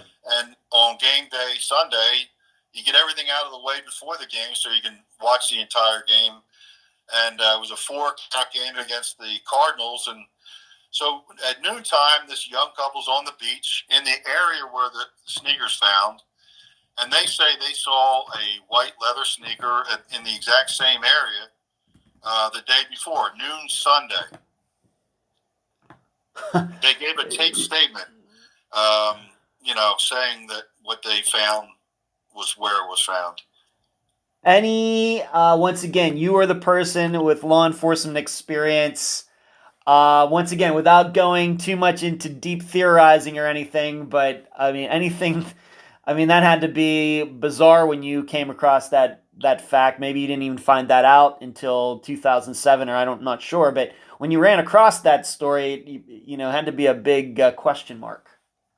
It's a huge question mark, and you say bizarre, I say an anomaly, just like the fire. Okay. As an investigator, I'm looking at this case, and I have a boy that is missing. Not only was he missing, he's still missing. And on that day, there's a marsh fire. On that day, there's that night his sneaker is found, and I also have witnesses, credible witnesses, have no reason to be involved in the case. Yeah. Say, look, I saw that same sneaker in the same location the day before. Right. It just does not make any sense. It doesn't. So just to put this for the listeners, these people are saying the shoe was there the day before. Well, how could Mark put on his shoe the next day if his shoe was already out there on the beach? It's a little hard to understand. It's probably as simple as I can put it. All right, so listeners are going to have to think about that. Now, I also know, was there not a story that somebody said there was another shoe and they threw it into the water? Is that true, or what is that? Later on, there were some adult males who wanted to come and help look in the search, and they were looking south, more closer to the pump house along the beach, and said that they also found a leather sneaker on the beach. Mm-hmm. They didn't know that we had found a sneaker on the night of the search, and didn't know that was a major part of the investigation. And so they didn't know the importance of it, and threw the sneaker into the water. And they were conscientious enough to come forward and tell police that, and took police to the location. And of course, it washed away. The sneaker didn't come back. Yeah. But we have yet a third iteration of where this leather sneaker appeared. Would you say that these people who eventually came forward saying they threw a shoe into the water, would you say this was in the approximate location where that shoe was found? No, this is a half mile south of that. It's closer to the pump house, closer to where the fire was. Okay. All right, that's the best we can do. You get into a little more depth in that in the book, but I think that that's enough for the listeners to know at this point. All right, so let's move on to this. He hasn't been a topic of conversation for a little while in this interview, but we're going to bring him up now. We're just going to talk about what you know about his behavior, his words, his actions in 1991. We will talk about your personal interactions with him. But this is Mark's father. I think you've already mentioned that early on, you even said the reason you started to have a suspicion, a certain belief about Mark's disappearance is what you heard regarding Mark's father's actions at the time. Let's talk a little bit more in depth. What have you learned about his behaviors and words and things at the time in 1991, and then in the next few years to the point that he's doing fundraising? What have you learned about all that? Okay, so his dad was renting the apartment in Cape May, and he did not get along with Mark. And, there were several years of trying to figure out what was wrong with Mark. He was classified as emotionally disturbed, and this irritated his father. He didn't think that there was anything wrong with him, and that there was too much attention being paid to Mark, and that he was just acting out. And it was obviously costing him money to travel to Children's Hospital, travel to the counselors that they were going to, and the dad was frustrated with the whole process. So let's go to the day of the fire, and we have Mom and Matthew. They can't find Mark, and they're trying to figure out what to do. And Matthew, I don't know if his mother told him to call or Matthew decided to call. but he wanted to let his father know that Mark was missing, and he did that. I would say between 5 and 5:30, and his dad was a member of the barbershop quartet, and they had a scheduled appearance at a restaurant in Cape May. And the father, according to him, said, all right, well, I'll do this appearance, and afterwards I'll be over. And if anything comes up in the meantime, to call back and let me know, and he'll come over sooner.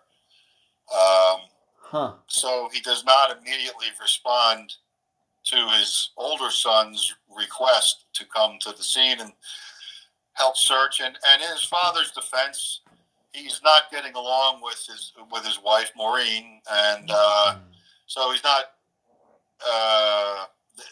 crazy about coming to be around her. There is communication problem between the two, and they're not getting along. So he's not looking forward to that interaction, and he delays his response to the scene.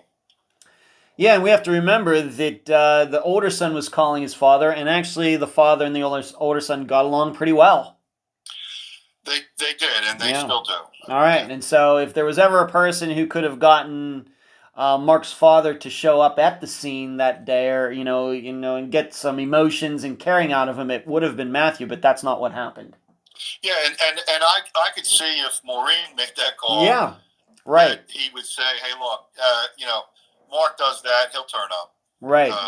But it was his older son, which he had a good relationship with, and he decides that he's not going to immediately respond. Okay. I'll just ask you point blank, in 1991, were police able to establish an alibi for Mark's father at the time of this disappearance? Roughly, his, wherever he was, his movements between like 3 and 5 o'clock of that day. He had a job at a local print shop, and he was at work that day, and after work, he stopped at his apartment, and that's when he got the message from his son about Mark missing, and then he proceeded to the dinner theater to do the performance. So there is an alibi. Okay. I don't know. There's no time clock. There's no physical evidence to confirm what he's saying. So there is a window where he may not have been where he said he was. Okay. How far, once again, the area, how far from where Mark's father's job was to what we believe is the point of, where Mark disappeared? How far is that? And we have to remember there would have been traffic due to this fire. How far would it have taken him to drive that? It's 8 miles, and I would say 15 minutes at the most. Yeah. Okay. And we have to remember the traffic that would make it a little longer, but still, it's only 8 miles. It's not far. It's still not far. So, okay. Well, he seemingly has an alibi, but he, of course, all these years later, is considered a suspect. You write about it in your book. What is your understanding, once again at the time, of how he became one regarding all of this? There are, as I said earlier, incidents with other family members that are not related to the abduction of Mark, but in the area of concern with abusing little children. Okay. And that is another red flag that came up in the case. All right. So we have this situation where his son's missing, and as you said, being a father earlier, I am not a father, but I'm a child. I think my father, if that happened, would have certainly come immediately. I think your father would have come immediately. If you went missing, you would come immediately to the scene of if one of your children disappeared. But that's not what Mark's father did. Obviously, that gets attention. And then on top of that, there are these allegations of his behavior, seemingly by more than one person making allegations of abuse that Mark's father committed. So those are, is enough. So there's, on top of that, though, eventually he did some sort of it seems to me, my perception, reading your book, is that for a while he didn't want to have anything to do with Mark's disappearance, and then he totally flipped and wanted to have everything to do regarding it. Please explain that. Yeah. Well, going back to the night in question, yeah, a second phone call about an hour later goes to the restaurant where his dad was doing the performance, and he was in fact there doing the performance. We have band members and hotel restaurant employees that confirm that. But it takes two phone calls to get him over to the house. And one of the things his father said is why he didn't immediately come is that his license was suspended, and it was a non-payment of something to that effect. He was his license was in fact suspended. That was true. However, on weekend visitations, which both sons had just come back from the weekend prior, his father drove them to and from the apartment to their house. So driving then was not a problem. So although his license was suspended, that shouldn't have been a reason to stop him from coming over. Okay. The second phone call goes out, and now I would say between 9 and 9:30, his father does arrive at the house, and he stayed at the house and did nothing to go out and look for his son. His reason for that is he was told that the mother and father should stay put in case they had any questions, I guess, about Mark's clothing or behavior. And to some extent that might be true, but as a father, I'll tell you what I know, and then I'm out looking for my son. Right. Now, because of the allegations and because of the separation, there was tension between him and his wife and other family members. However, he didn't have to stay at the house. He could have stayed at the command post, or he could have just been out looking. He didn't have to associate with the people that didn't get along with him. So the excuse that he was given just doesn't add up in my mind. In your opinion, as a police officer? And as a father. Okay, very good. But he ended up eventually doing this. I have it fundraising regarding Mark's disappearance. Eventually, when did that happen? What was going on there? All right. So the second day, again, daylight comes and the searchers, the police, the fire, they're back out at the scene, and there's no sign of Mark's father. Mark's father went to work the second day instead of coming to the scene to help look for the search. And detectives went over and went to his apartment. He's not there. And they went to his place of employment and was there as if, nothing unusual had happened. And so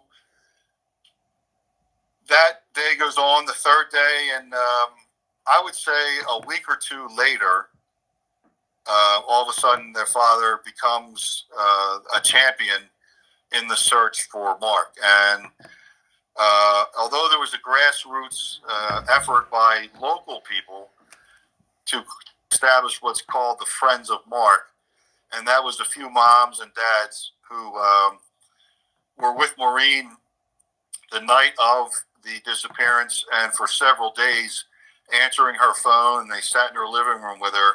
They were the original Friends of Mark, who the father knew from living in the neighborhood, but he takes over the organization, and within several months he's doing large fundraisers. There's coin boxes going out.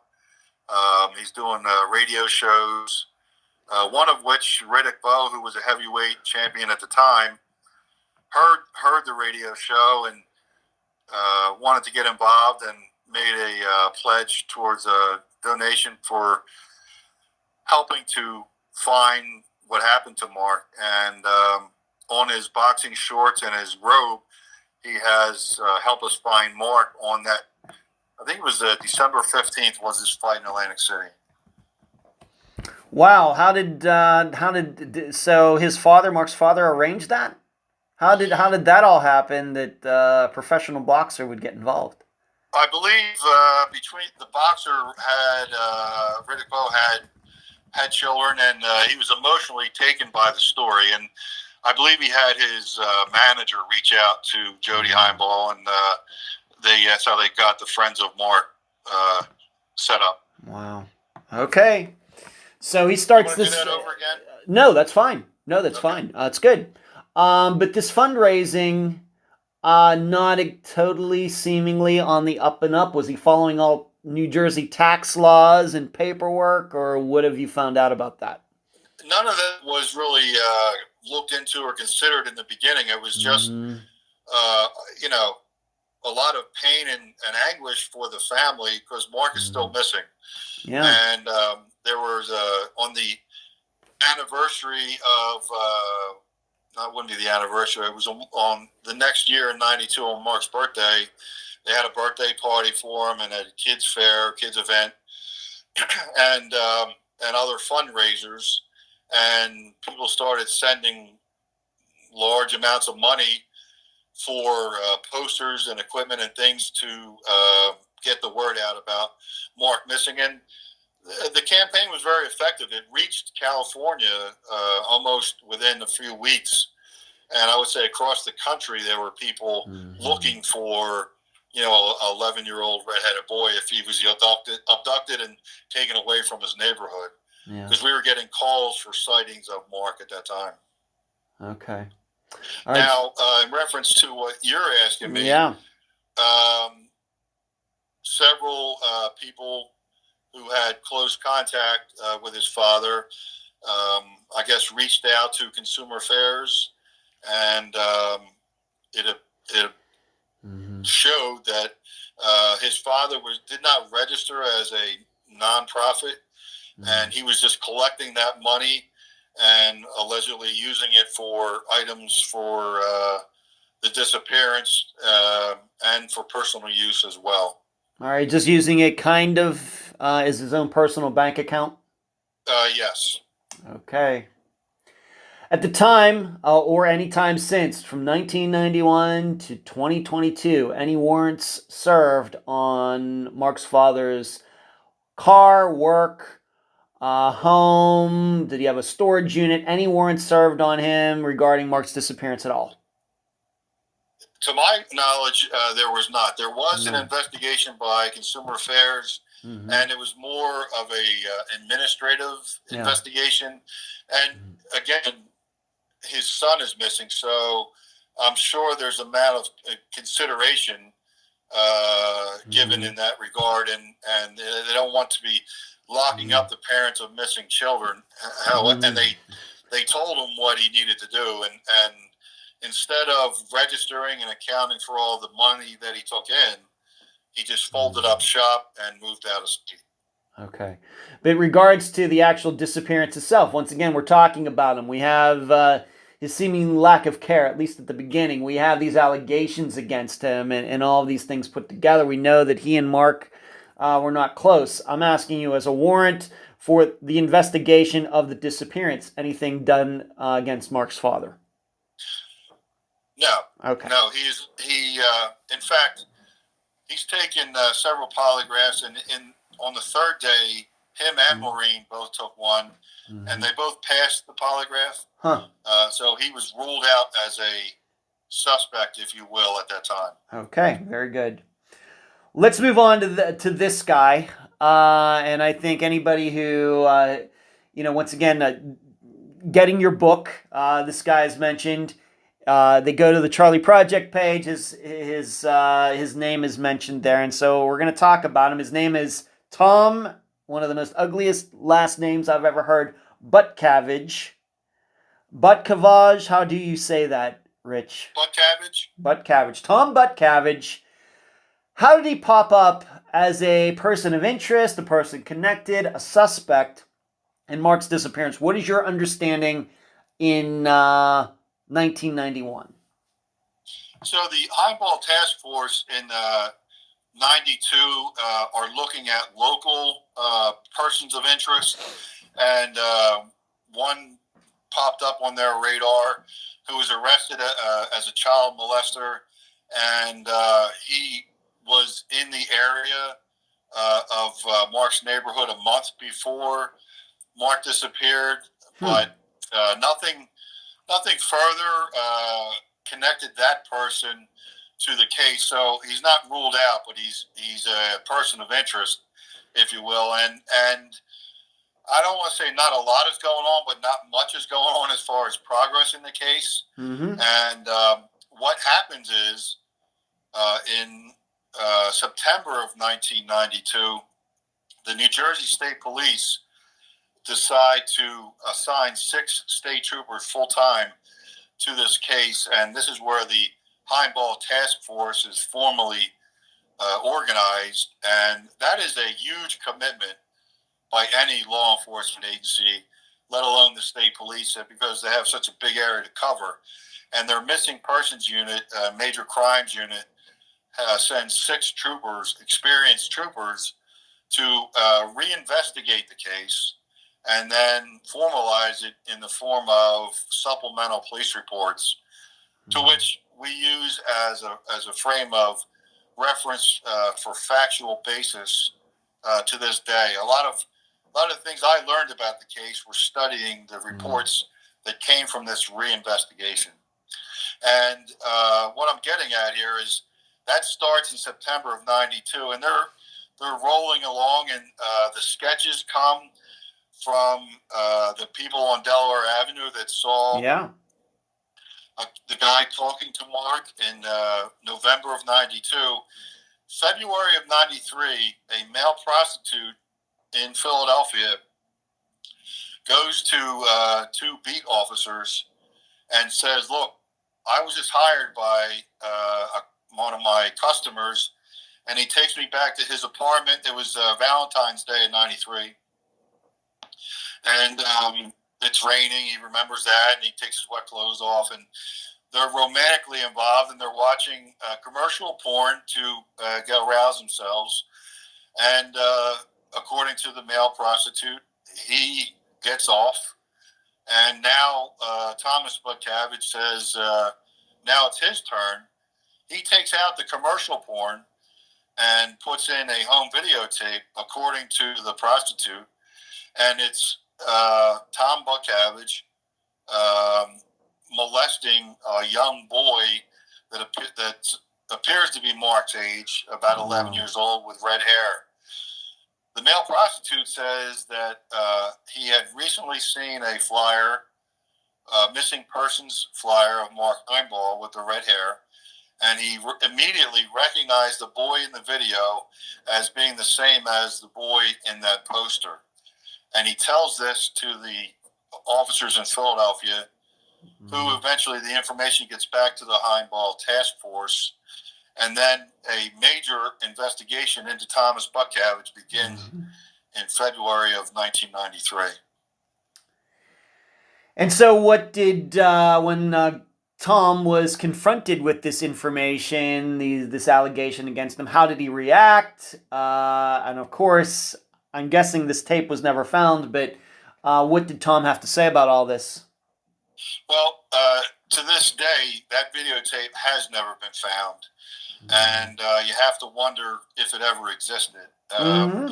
Was that a ruse on the prostitute or Buttkavage's part to try and lure the police in and, look for a lawsuit against unlawful arrest or search and seizure on their part? I don't know. That's speculation on my part. But I know the tape has never been found. And what we learned is Buttkavage had fantasies of driving as far as 100 miles and finding, abducting, raping, and killing a child. He did not pass a polygraph based on that. What he said on that fantasy of wanting to do that he never actually did it. Mm-hmm. For the record, Thomas Buttkavage said that he didn't know Mark Himebaugh and did not abduct him, rape him, or kill him, and so does his attorney. So he's never been criminally charged regarding Mark's abduction. Okay. Now, another important point about this, and we go back to those witnesses, and when we were talking about the witnesses, this person described the guy who was with, I guess, a woman in a gray, beat-up car. This sketch that was made and Tom Buttkavage, they look a lot alike, correct? It's almost identical. It is long, stringy hair. Mm-hmm. The sketch does. Tom had so based on the information in '93, we get a search warrant together, and they make entry into his apartment in Havertown, and he's in possession of marijuana, and he's charged for that. And as a result of that arrest, a mugshot photo is taken. So February of '93, and he looks almost identical to the sketch in the mugshot photograph. Glasses, long stringy hair, part of the middle. Okay, and once again, this is a sketch that was made from the day Mark disappeared, and this is a sketch of the guy who spoke to Mark as Mark was walking by his car, as stated by another person.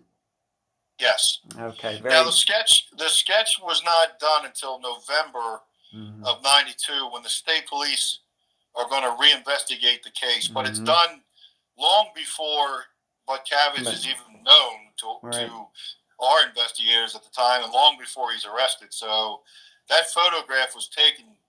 I'm sorry, the sketch was sketched before his mugshot was taken. Okay, and I'm glad you brought that up. So this sketch was not made at the time; it was made a year later. Correct. Okay, thank you.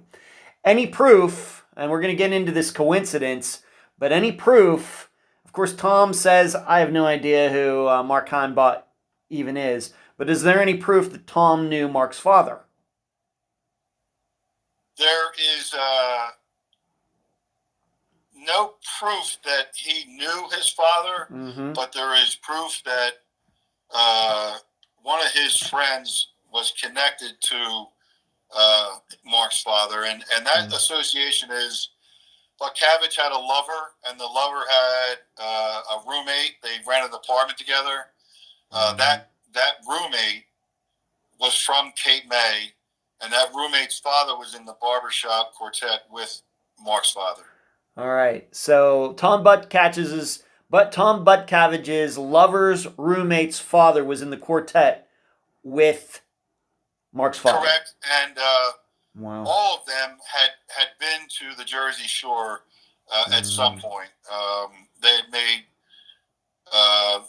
Buttkavage's lover said he had been to Cape May as much as 20 times. And it's a seashore resort. You don't go there in November, but in the summertime, it wouldn't be uncommon for people from Philadelphia to visit the Jersey Shore every weekend. All right, so that is interesting. I'm not sure if that's a coincidence or not, but there is certainly a connection there. Whether it's a coincidence or not, I don't know. I guess we should ask: were police, whether it was the New York State Police or New Jersey State Police or anyone else, been able to establish that Tom could have been in the Delhaven, New Jersey area on that day? Like credit card receipts or anything like that, or even the person. I mean, this sketch of this guy, he was with somebody. Has that person ever been tracked down that was with him, etc.? The female driver has never been identified, and we've never identified either occupant. Yeah. Obviously, Buttkavage looks like the passenger. Yeah. And Buttkavage did produce documents. He was a computer repairman, among other things, and he produced documents that said he was working that day, not necessarily at that time, and nothing to say that he couldn't have come up with those receipts, but that's speculation on my part. Okay. He came up with documents to say that he was doing his job as a computer repairman that day. I do know that Buttkavage had access to numerous vehicles, different types of vehicles, so as not to be identified with any one vehicle. He was friends with two partners who owned two gas stations. They had numerous cars at his disposal, as well as his father and his grandfather. Wow. Okay. Including vans and Cadillacs and limousines. Okay, and we have to remember, you stated that the car that this long-haired guy was in had a temporary New Jersey license plate on it. Correct. Okay. Now, Tom has been in jail for a long time. Why is he in jail? All right, so an extensive investigation into Buttkavage started in February of '93, and it went for many years. We honestly believed, we wanted to find that videotape of it if it existed, and he really gave all indications that he was a child molester, and we were on the trail, and eventually it goes cold on us, and I would say around in the later '90s, between '96 and '98, I would say things we didn't completely turn away from him, but we were not on a daily basis trying to find evidence on him. Yeah. And between '96 and '98, unrelated to all of this, Thomas Buttkavage is grooming three boys that ranged in age from 11 to 12, and not all at the same time, but individually. He would bring them back to his house in Cochranville, Pennsylvania, which is outside of Philadelphia, and he was molesting them and photographing them and videotaping them. And he was originally charged with 158 counts of deviant sexual behavior. He had accomplices that were also charged in related offenses, but he was the primary actor. So September of 1998, Buttkavage is arrested, and before it goes to trial, he accepts a guilty plea where he receives, I think it's 18 to 36 years in state prison, in which he's eligible for parole.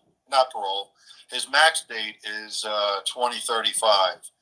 He's eligible for parole as of 2017, but he's been denied.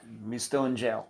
Okay. Correct. All right, so he's still in jail. He's been in jail for a while. It sounds to me like he's going to probably serve the maximum, going to 2035. Okay, so that's why he's in jail, and it's for crimes that could be certainly connected to the abduction of Mark Himebaugh, for sure. He looks like this sketch. There's this, connection maybe between him and Mark's father through the roommate and the lover, the roommate and the father and everything. Maybe those things certainly line up, for some people. So people are going to certainly be thinking about that. The only issue is I guess on that particular day, it hasn't been concretely established that Tom could have ever been in that area. And certainly, if that was him, it's never been established who this woman was who could have been with him. Okay, let's move on to this. Now, you got to speak, maybe they did at the time, you got to speak to her, and we'll get to that in a moment. But Mark kind of had a girlfriend at the time. We're not going to say her name, but she talked about how, I don't know, weeks before he went missing, the two were being followed. What do you know about this story?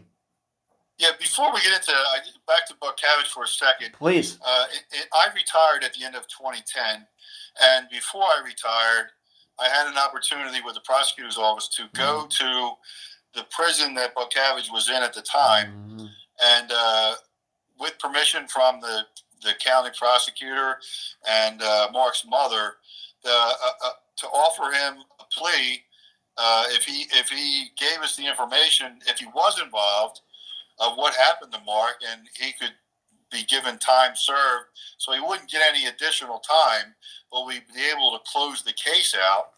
And New Jersey came up with a law by that time that all first and second degree crimes, people had to be videotape interviewed.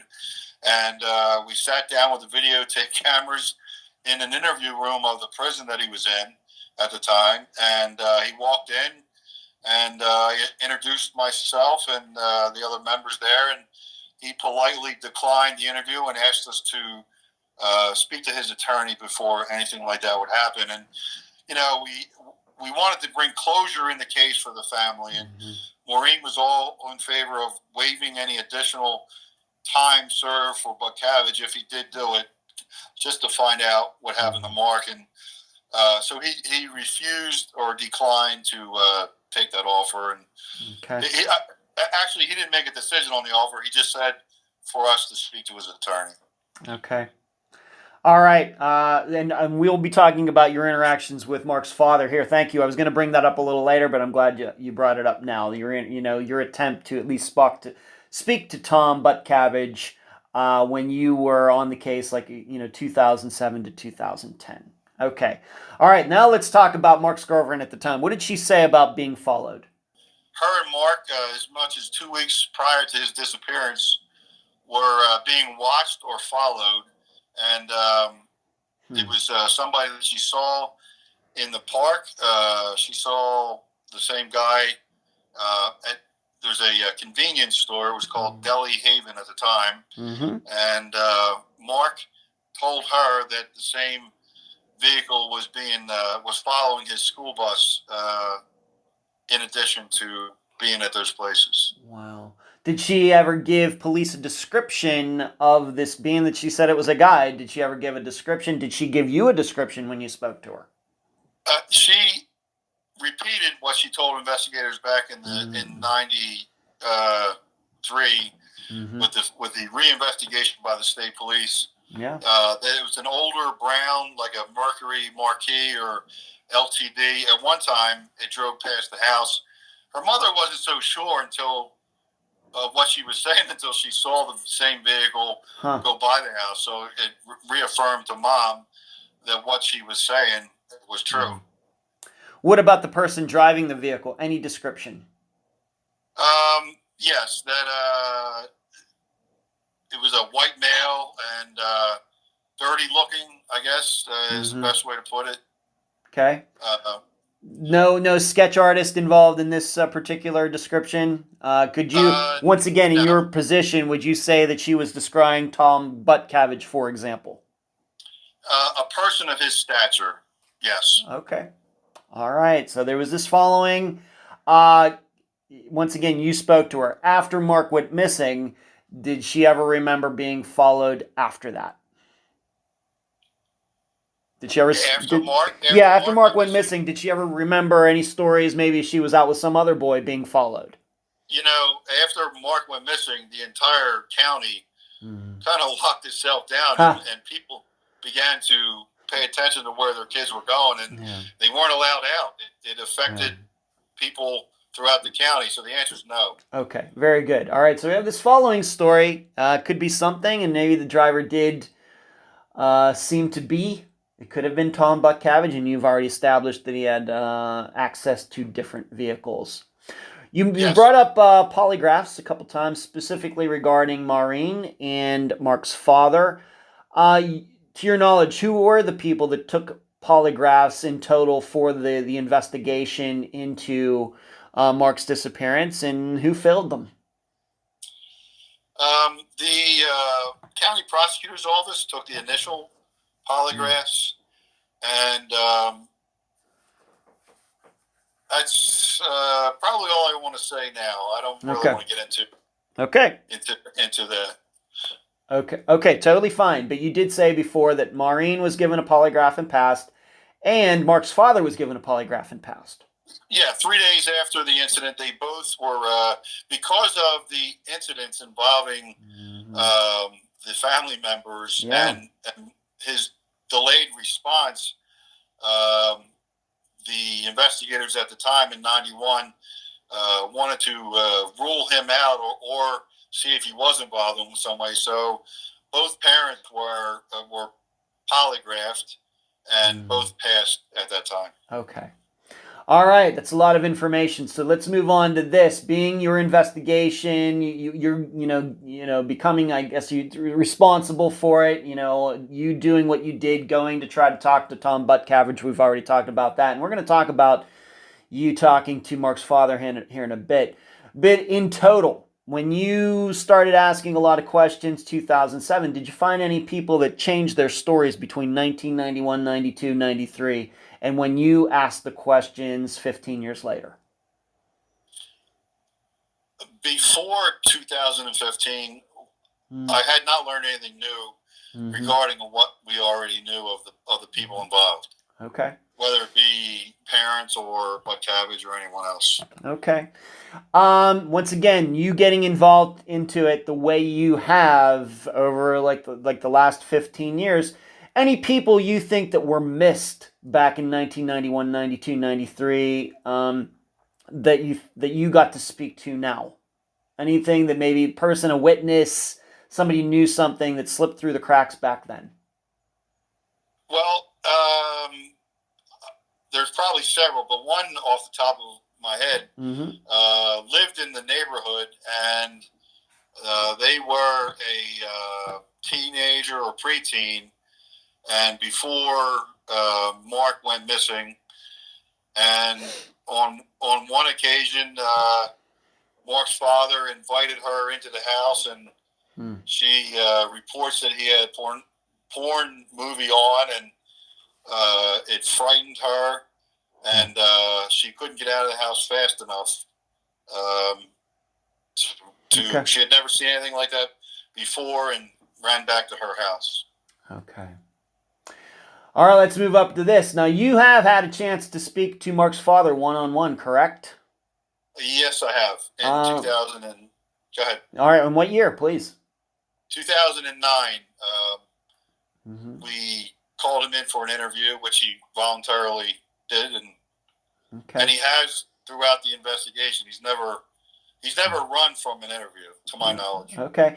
As much as you can say about that interview, once again, we know it's in the book. We don't want to, say too much. But overall, what would you say the tone was of that interview with Mark's father?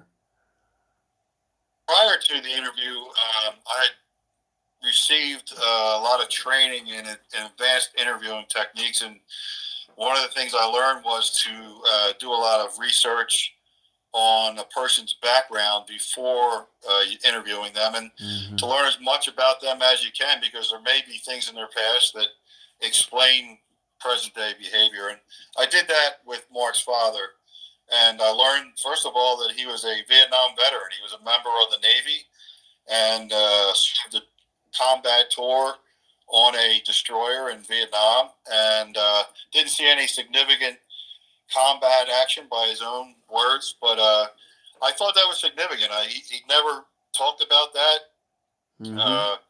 I think it was maybe roughly known by investigators that he had served, but overwhelmingly, if you're a veteran, especially a veteran of the Vietnam War, there'd be some paraphernalia. It would be known that you had served your country. Yeah. And his father never displayed that, and never let it be known. I asked, and he certainly confirmed it, but other than asking him, he wouldn't volunteer that information. And so that's one of the things that I learned.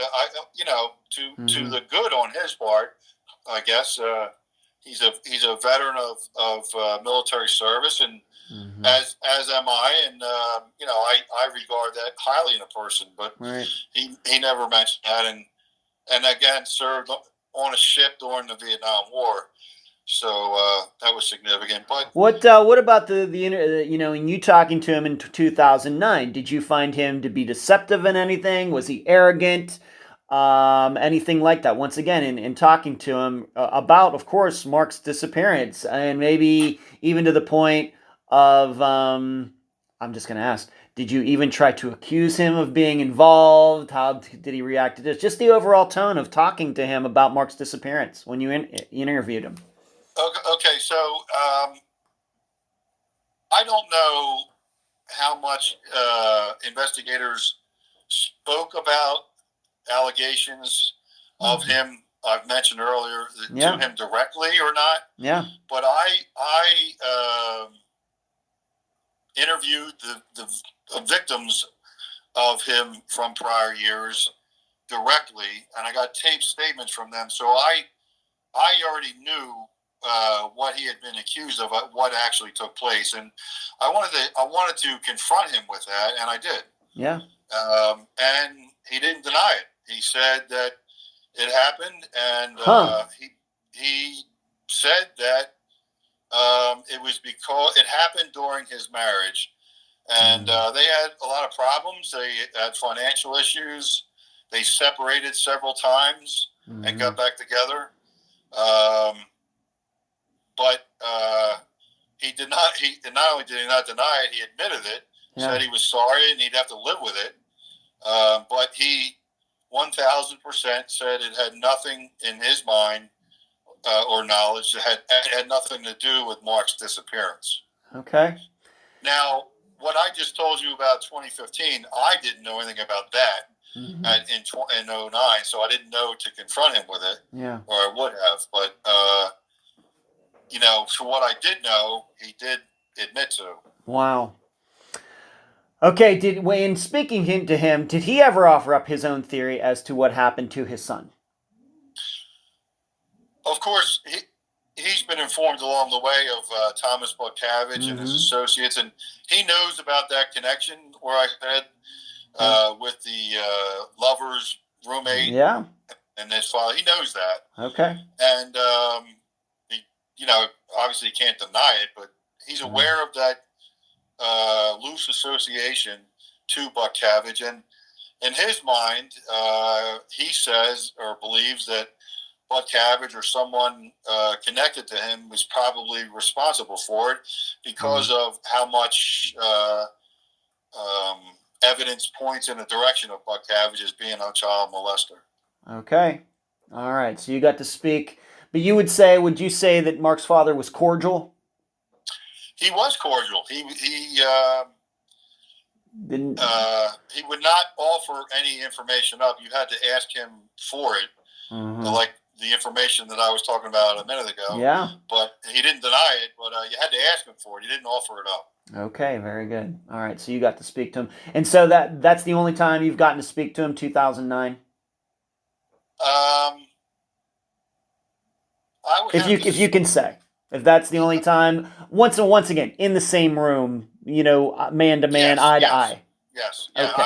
We had email and phone communications around that time, but no other interviews like that. Okay, very good. Thank you. All right, we have already talked. You got to speak to, you tried to speak to Tom in jail, and he didn't want to say much, so there's that.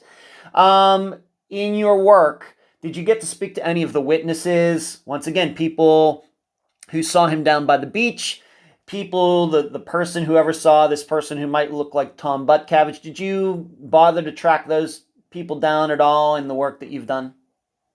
Elderly couple, I believe, are deceased, so I haven't spoken to them. And I did re-interview the family that saw Mark walking back from the fire, and they repeated what they said earlier. So nothing has changed in that regard. Okay. What about these shoe people? The people who allegedly saw the shoe on the beach the night before. Do you know who they are, and have you ever attempted to speak to them?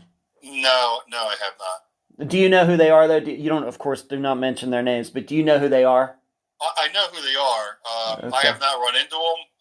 If I ran into them or knew where they were, just as a matter of record, I would have, like I did with the family on Delaware Avenue, I just would have reached out and said, hey, about that sneaker, do you mind telling me again what you saw? But I have not had an occasion to run into them. Okay, very good. What kind of conversations, once again, in a police capacity or a study capacity for your book, have you had a chance to talk to Matthew, Mark's older brother? I've had several interviews with him. This goes back to like 2008, and just to go over the case. And then again at the prosecutor's office, I wanted to get formal statements from Maureen, Matthew, and his father, and they did that. They were, more than willing to comply. And, you have to be sensitive because a family member is missing, and I'm aware of that. And, right. We're respectful when we talk to these people, but nobody told me anything new in that regard. Okay. Did you, in speaking to Matthew, did you bring up Tom Buttkavage's name, and did Matthew ever say, you know what, that guy does seem familiar or look familiar, or had he ever heard that name before? Oh, he knows the name, and he, like his father, I guess most people feel he's a very strong candidate. There's several other people. He mentions the possibilities. He's open to whatever the case may be, if you will. But he's aware of the strong implication towards Buttkavage. Okay, very good. Now, we've already spoken about the Mark's girlfriend once, and we're not... I'm going to ask you, there's a part in the book towards the end that is... I just can't cover it in here, but I do need to, and I want just people to get the book to read it for themselves. But it's, once again, the book, Where's Mark? The Abduction of Mark Himebaugh. But this story that is told near the end of your book, you know what I'm talking about, Rich. At the time that this allegedly happened, did she ever tell her parents about it? Did she ever tell friends about it? Or was this a story that did not come out until after Mark went missing? How long did she hold this story underneath the surface before, revealing it? This would be something involving Mark, this girl, and Mark's father. Once again, I can't get into the details of it. It's just too much of a PG program. But did she ever tell anybody about this at the time? She said that she mentioned it in a counseling session. But other than that, she has not told anyone other than me in 2015 and then repeating it again in 2021. Okay. And she has since been interviewed by the prosecutor's office and has repeated the same story. Okay, very good. In talking to her, is she ever able to pick out a specific date that this happened? Of course, you talked to her many, many years later, so I know that would be tough under any circumstances. But then you can kind of put this all together. She said that this happened on January 1st, 1991, let's say. That's just an example. And then be able to track down, Mark was with his father that day. Were you able to do that? Has anybody done that? Do you know? Just to kind of maybe back up her story, trying to find an alibi or locations for everybody that day. No, that has not been done. Okay. But I will say that what she alleged has occurred over multiple occasions and not just one incident. Okay. All right. That's really all I want to talk about it in the context of this interview. Once again, it's in the book in detail. And it's, if you're wondering about what this specific part is, it's towards the end of the book. Okay. Let's move on to some, discussion points. As listeners know, when I have a person on like Rich, we go into more theoretical areas than we usually do for any interview. But in your opinion, once again, as a law enforcement officer, retired, but many years of great service, any opinion on why Mark's father has never been charged with any sexual misconduct, given that so many different people have stories about him? There's several reasons why I think this has not occurred. One is that the statute of limitations ran out on the earlier incidents. At the time, there was a 5-year limitation, and we had gone beyond 5 years when law enforcement knew about it. Why the family never acted on it, you would have to ask them. My theory is that this is a very taboo subject. Who wants to go to the police department and say your uncle, your father, your brother molested your niece, cousin, child? Nobody wants to do. Nobody wants to believe that. Nobody wants to turn family members in, and nobody wants to admit they have a problem in their own family. It's taboo, and you don't want to believe it either. Right. That has a lot to do with not reacting to these kinds of incidents is another reason. And the last reason is the most recent information wasn't known at the time, wasn't known in 1991 or prior to that. So we're well beyond any statute of limitations in that regard. Okay. I have to ask you this once again. This is just, I have to ask these questions. We don't know, of course, we already established very early on, we're not sure if these allegations ever came up in the divorce proceedings. We haven't seen that paperwork. But I have to ask, if Maureen knew these allegations against her soon-to-be ex-husband, why was she allowing Mark to go over and stay with him if she knew about all these things? Once again, your insight, and I know you're very good friends with her, and listeners should know, I've actually spoken to Maureen, although not recently, it's been a few years, but how are we supposed to look at that? Well, Maureen was very naive in the time leading up to Mark's abduction, even after that point, and she didn't want to believe that her husband had anything to do with violating him or anyone else in abuse way or being responsible for his abduction. That goes back to the taboo thing. And some of it she just didn't know. Okay. These most recent allegations, she did not have any idea and was clueless to it. Okay. Very good. Question about, once again, and we'll move on, Mark's father, and we'll move on to some other things. In your mind, is it possible that these things are all true, but Mark's father still not be responsible for his son's disappearance? Is that a Yes. It is? Okay. Yes. All right, very good. Let's move on to the shoe. We've already talked about it once. We'll move on to it again. Once again, I know that you've done investigations into a lot of different things over years. Things where people can end up in handcuffs, and I'm just a reporter. I do a little bit of investigation. Of course, I do not have the power of the state behind me. You, of course, in your capacity, did it one time.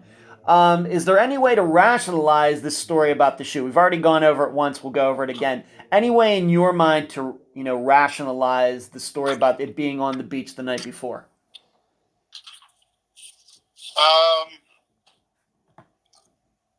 Because I know you've had it. Just tell me your best theory. That's totally fine, Rich. That's why we're talking here. You're the one. You're the expert. You're the expert. You tell us what you think. I don't know if I call myself an expert in anything, but I have a lot of experience in looking into this case. Is what I have. Yes, please. And as an investigator, the shoe, the fire, they're anomalies. They're things that haven't happened before and haven't happened since. The shoe could have been used as a decoy to send investigators in that direction off the trail of where Mark may actually have been. And it turns out that nobody knew it was an abduction in the beginning. Yeah. And whether it was the fire or the shoe, they didn't need either of those. Yeah. Because nobody was thinking abduction for a week. So they didn't need them. But it appears to me that these were signs, symbols, or distractions in some way. Was Mark dragged down the beach and a shoe fell off? That's possible. Was he walking or running from the bad guy, trying to get away, and his shoe came off? That's possible. Did someone put the sneaker there? I think it's possible. Okay. But the shoe being there the night before, maybe this was actually the start of this scheme? Maybe? Maybe. Okay. All right, thank you. Let's move on to this. Just an opinion I have right here. The disappearance of Mark starts with the guy who saw Mark with the girl heading into the park, going in the opposite direction of the beach where the shoe was found, and also going in the opposite direction of the fire. Is that really, kind of where this, disappearance in the investigation it starts, being that this seemingly is the last believable sighting of Mark, and it's up to you as an investigator to try to figure out, well, how did he end up going into the park? And then, seemingly a dog's tracking a scent way down on the beach. Is that where this, is what's in your mind? What do you think about all that to try to explain his movements that day? Well, let's start with Mark lived in that neighborhood and was always all over. So while the dogs were following his scent, that could have been a scent from another previous time. Mm-hmm. Let's start with that. It was his neighborhood. Sure. It's like your car. Are we going to find your fingerprints in your car? Sure we are. Sure. Can we say when you put them there? No. No. What was your? That's fine. I'll just move along here a little bit. So, once again, the listeners need to understand that this sighting that seemingly everybody believes that he's with this girl who, once again, has never come forward, hasn't been identified, going east into this park, but then his shoe is found on the beach. Not in the totally the opposite direction. In your opinion, what you understand about that day, would it have been possible for Mark to go walk unseen from that park to the beach, given all this activity that was going on that day? No. If that's the sequence of events, he was picked up at the park and then driven there. And if he got out or escaped or something to that effect, is how that would have occurred. In relation to the park guard, I know you put a lot of concern in his area, and he was heavily targeted, investigated. Yeah, I know he was polygraphed and passed the polygraph. Great. And his story has stayed the same since the beginning. Okay, great. Please. By the way, he has since died of a heart attack. Oh no. Okay. Once again, as you would suspect, hear a lot of stories, from witnesses that somehow they just don't end up being true. I'm not saying that I don't believe this guy, but the shoe being found one place and being seen in the other place, certainly something that people are going to think about. I guess what you're saying is you were open to the idea that the shoe, if Mark did put his shoe or it fell off at the beach, you're thinking that happened first, then he ended up over in the park. No, he wouldn't have. He wouldn't have been able to walk to the park. He walked into the park under his own.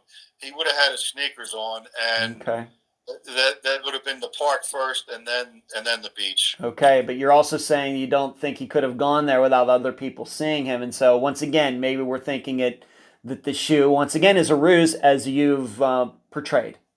Right. Okay, very good. Thank you. Let's move on to this. If Tom Buttkavage is responsible, and I have this in the notes, I'm just going to read the question as it was typed.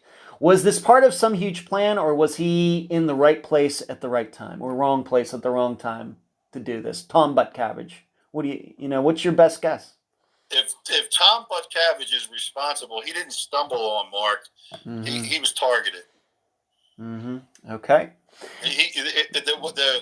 The place where Mark was, Tom Buttkavage had no reason to be in that area. Okay. All right. So I'll have to ask you then, is there a way that he could have predicted Mark's movements that day? Could Tom have predicted, that Mark would go out for this fire and then, walk by all these people and all of that? Do you think? I think he may have had experience in drawing people out through the use of fire, and he knew that was a way of getting kids and people to come out of their house, and use that as a boy to draw him out of his house. Okay. Next question, final question about Tom, and then we will move on to talking about your book in a little more depth about your motivation to write this. Last question. To believe Tom Buttkavage did this, is it imperative that we then also believe the fire was started for the express purpose of catching Mark? No, the two don't have to be together. No. Okay, thank you. All right, let's move on to your book, The Abduction. Once again, where is Mark? The Abduction of Mark Himebaugh. I have to ask you, first of all, what was your motivation? Did you always know that you were going to write a book about it? Or Was it just something that came to you one day? Well, I've put on all this work. I'm very interested. I'm very passionate. I'm going to write a book. Or was this something that's been on your mind for a while? It's not something that I always thought about. I was always thinking about Mark and trying to find out what happened to him. And as my time and access to the case came to a close, that's when I wanted to make one final push in an attempt to find out what happened to him and get the word out to the public that he's still missing. And, we don't want to rest. We're not going to rest until we know this answer. This 11-year-old boy, like anyone else, has a right to life. And because he's so innocent and helpless, people who have any kind of conscience should be standing up and trying to do something to come up with that answer. Okay. At what point did you finally decide to write the book? Of course, we know that it just came out recently, but how long has this book been in the making? I would say a little more than a year. Since 2007, I had regular contact with Maureen Heimbaugh, other family members, but I spoke to Maureen more directly. I honestly would have spoken to his father more. He's out of state and, not necessarily within reach of contact. But had he been in the area, I have no problem talking to him. But by just accessibility or lack of it on his part, I don't talk to him on a regular basis, and I'm sure now he doesn't want to talk to me at all. But right, his reaction to the book has not been very positive, correct? No, and I'm not the least bit surprised with it. Okay, very good. And that, once again, we've only touched upon maybe 25% of the book, so I think people, if they get the book, they'll understand why I said that. I hope they will check it out. So you got this, you started writing it, and is this the first book you've ever written, Rich? This is. Excellent. This is. Cool. I'll tell you, in 2015, it was 500 slides that I did for the presentation for the National Center, and that's really where the structure of the story for me came from. And when I was realizing that at the end of the investigation and my role in it, that I had a template, if you will, of information to work from. I had regular contact with Maureen and the other witnesses or victims in the case, and that's when and how I decided to start the process of writing the book. It took over a year to do, and it doesn't take a year to write a book. I think it takes a year of motivation, if you will. I mean, there's a little procrastination on anyone's part, including me, on writing. You're right. It's not it's a joyous process. And the other thing too is I went back and forth of whether to make it a fiction or a nonfiction story, and in the end I came up with what is now the nonfiction story about Mark Himebaugh, and I wanted it to be as much about Mark Himebaugh's life as I could. The 11 years that we know of, and that there's a permanent record of his life. And that he's not forgotten. Okay. Let me ask you this. It, of course, is Where is Mark? The abduction of Mark Himebaugh. It's not the disappearance. It's not the murder. It's not the mystery. You picked the word abduction. Can you tell? Of course, obviously, that's what you believe. Can you tell, though, the listeners why you wanted to be that specific with the title and not maybe just leave it a little more open-ended? Why is that? Why is it important to have abduction in the title? Because that's what I believe happened to him. I can't say murdered. I don't know that he's dead or alive. Nobody knows. Well, somebody knows, but I don't know. He was definitely taken from his neighborhood. We've searched high and low for the better part of 20 years. And for 30 years, the public has had access to the land, that he, fell into a sinkhole or washed out to sea or whatever. And then none of that is proven to be true. No articles of clothing have turned up other than the sneaker on the beach that night. So he didn't he didn't die of natural causes. Okay. So he was taken from his neighborhood. Okay. Of course, we've talked about, Mark's father. We've talked about Tom Buttkavage. However, we also know there are many sexual predators out there. Overall, what do you think the purpose was of the abduction of Mark Himebaugh, and why Mark and not some other child, maybe in Delhaven or anywhere else? What do you think it was particular about him, and what was the purpose?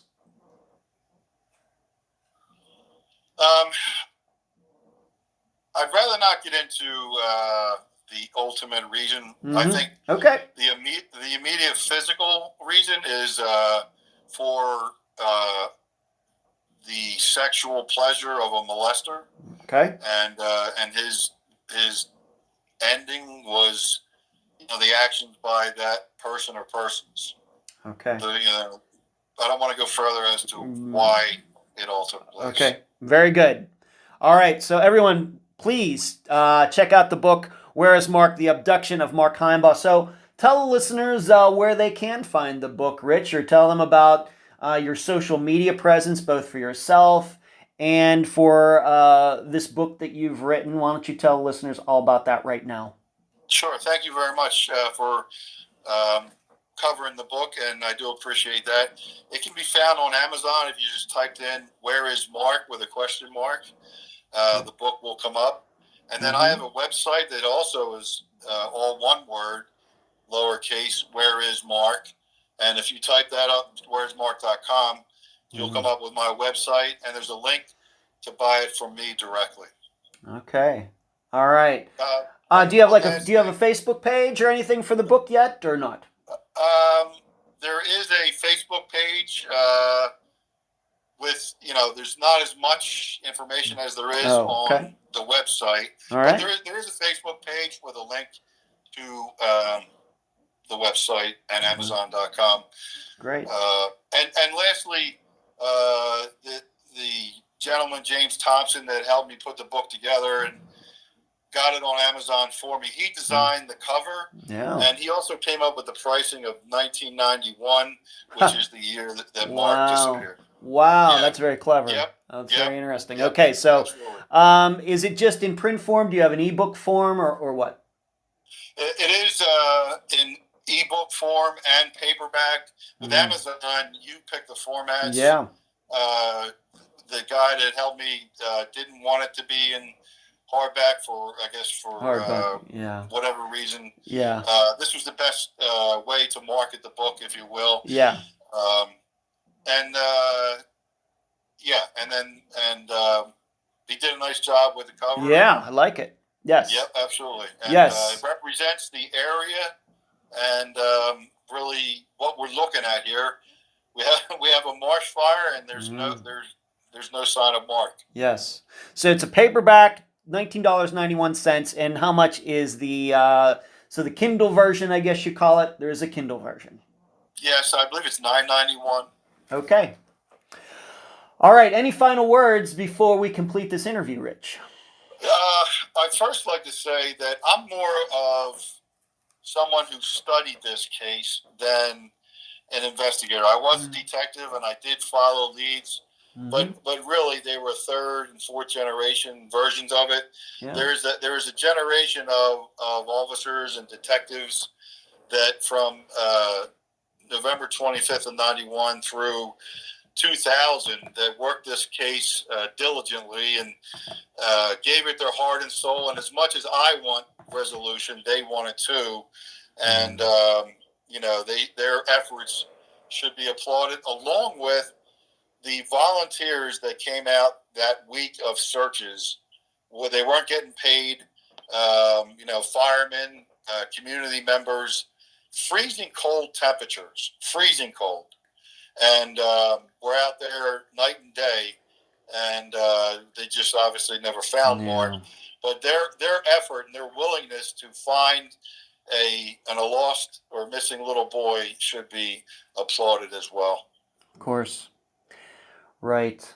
Yeah, volunteers, all of these disappearances need volunteers, whether it's searches right at the time that they occur, and then they get 10, 20 years old, and then hopefully volunteers will, devote a little bit of their time to try and investigate it like you have. Of course, you were, did work on the case in an official capacity, but now these days, you're essentially a volunteer too.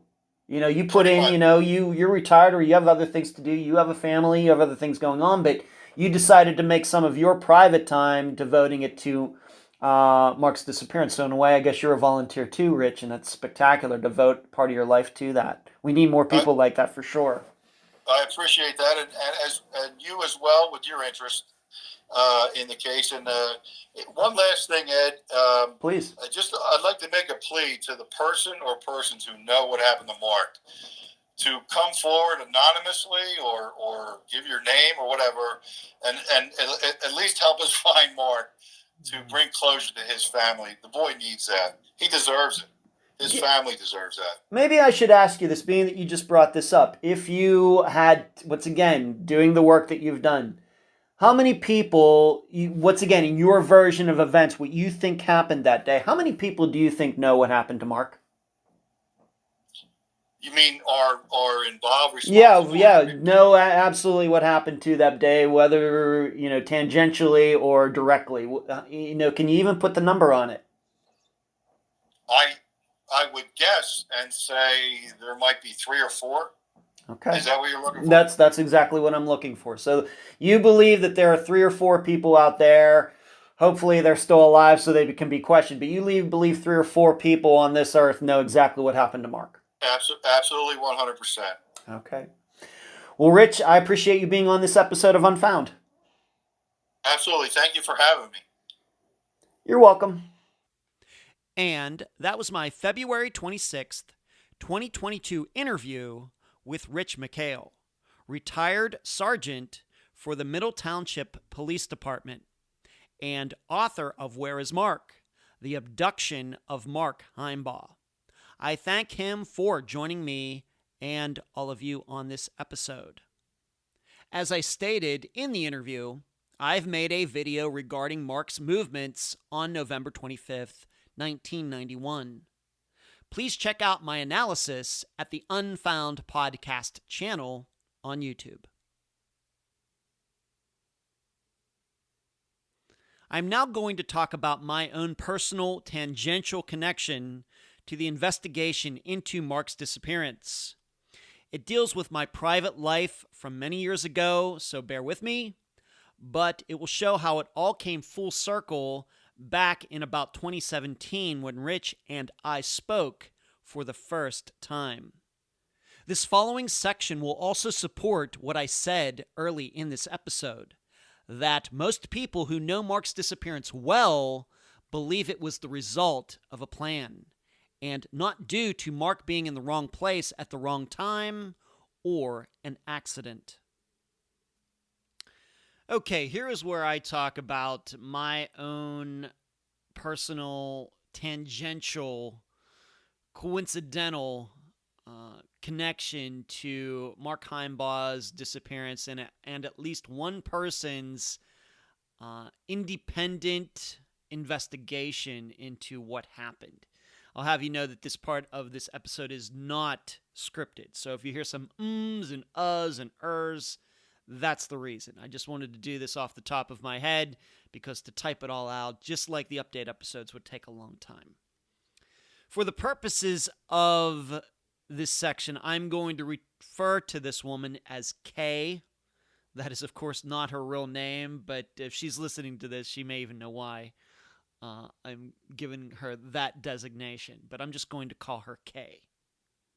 The year was 2003. I was an independent filmmaker at the time. I was working at Star Trek The Experience at the time in Las Vegas. I worked there until 2004. But in my spare time, I was doing some independent filmmaking with some friends of mine. And during the course of doing this work, I met Kay.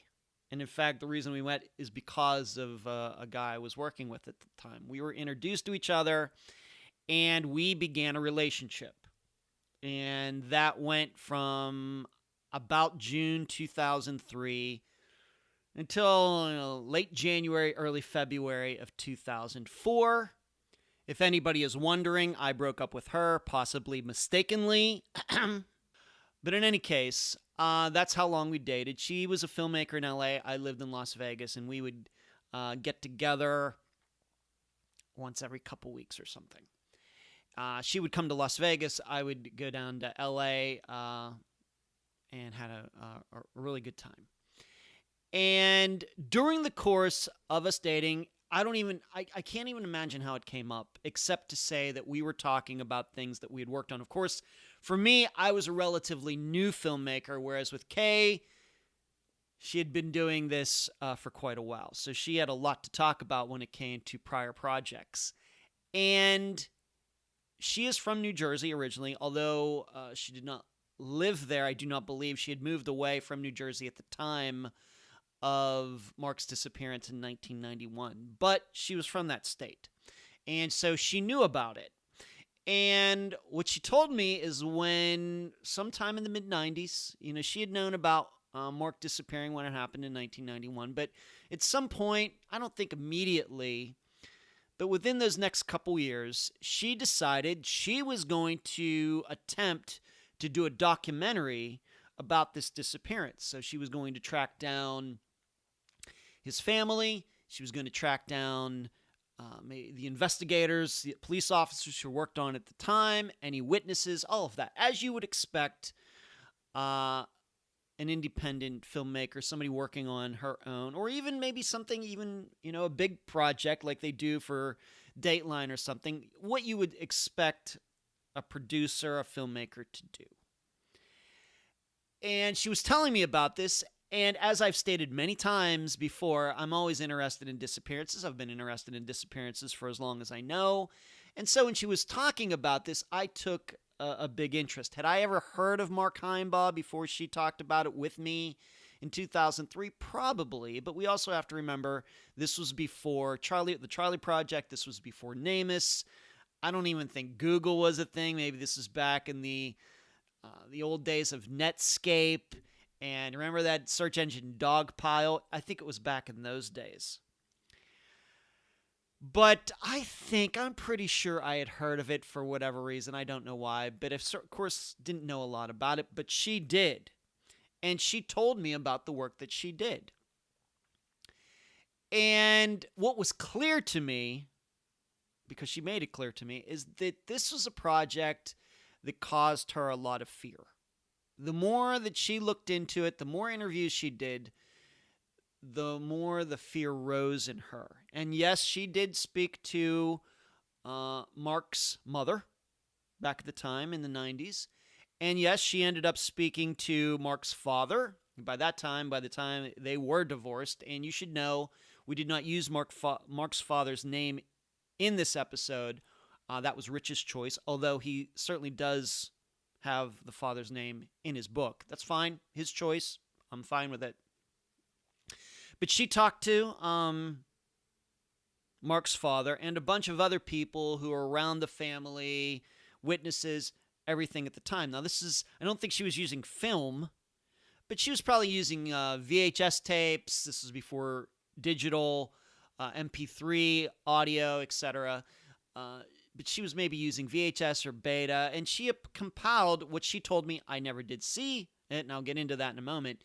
But she told me that she put together quite a bit of material. She'd done quite a bit of work on this. This is what she told me. And the more she did, the more fear, the scarier it got. These are her words.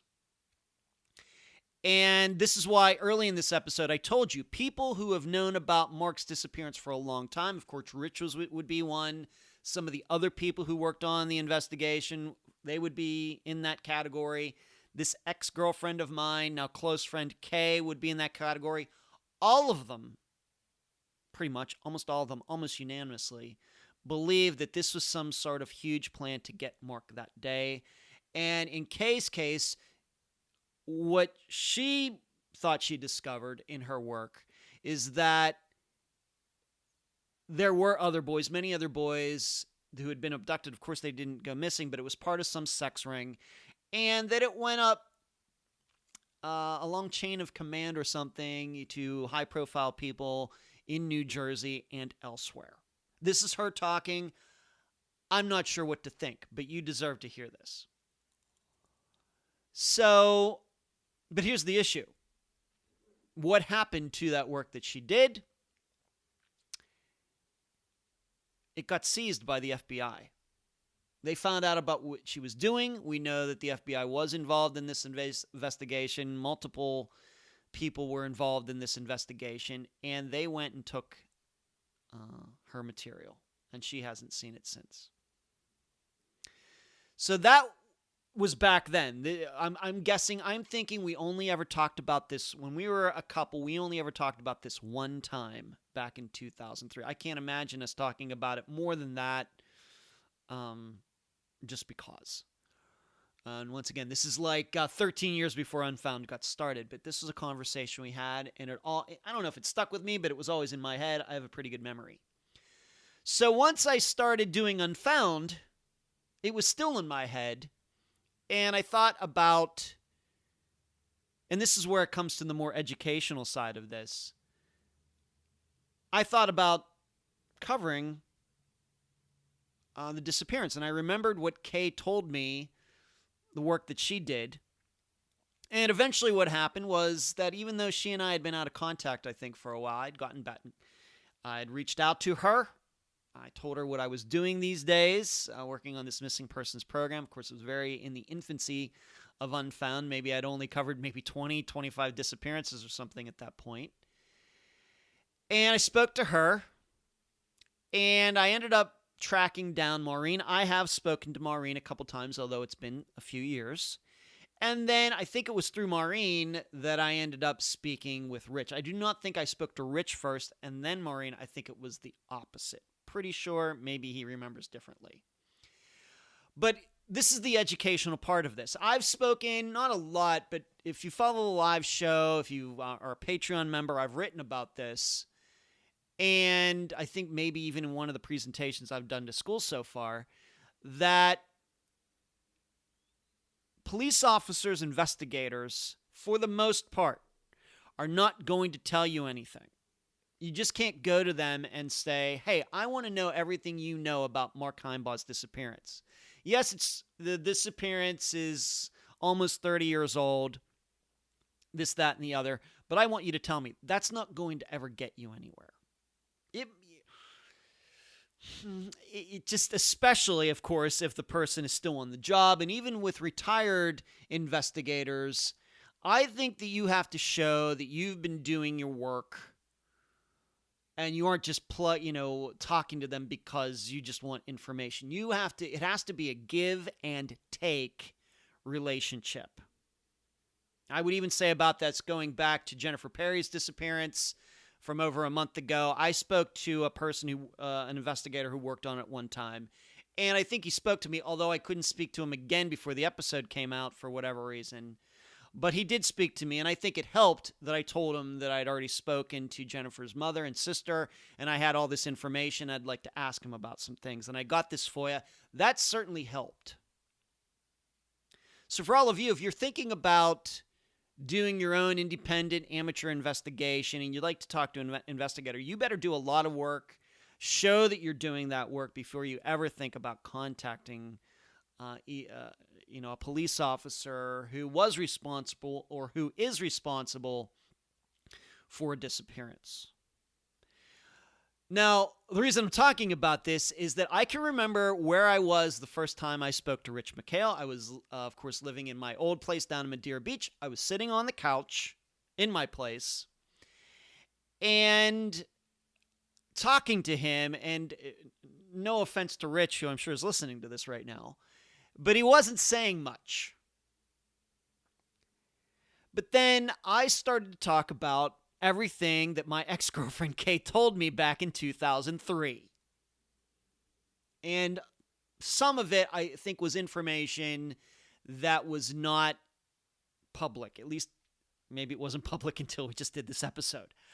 But I think he immediately got the idea, wow, how do you know that? Where is that coming from? I'm not saying it was like deep, really crazy stuff, But I think it was enough that it caught Rich's attention. That I actually knew somebody who had actually worked on it, and she had done good work and had spoken to some of these people, and it was only information that somebody who did that would know that. And so suddenly, Rich, I would say, became a little bit more forthcoming. I do not blame him. I know that's how he has to behave. No criticism whatsoever. But that's my own personal experience with something I'm trying to tell all of you. That you just, when you want to get information from somebody, you just can't, it can't be all just taking. You have to be able to give something too. And the only way you can give something is if you actually know something, which means you're going to have to do some work beforehand. And it's not just going to NAMUS or Charley Project and writing everything down. You're going to have to reach out to some family members or friends and all sorts of things and get information that maybe isn't in the public, just to show this police officer, investigator, retired or not, that, I'm working on this and I would like some help.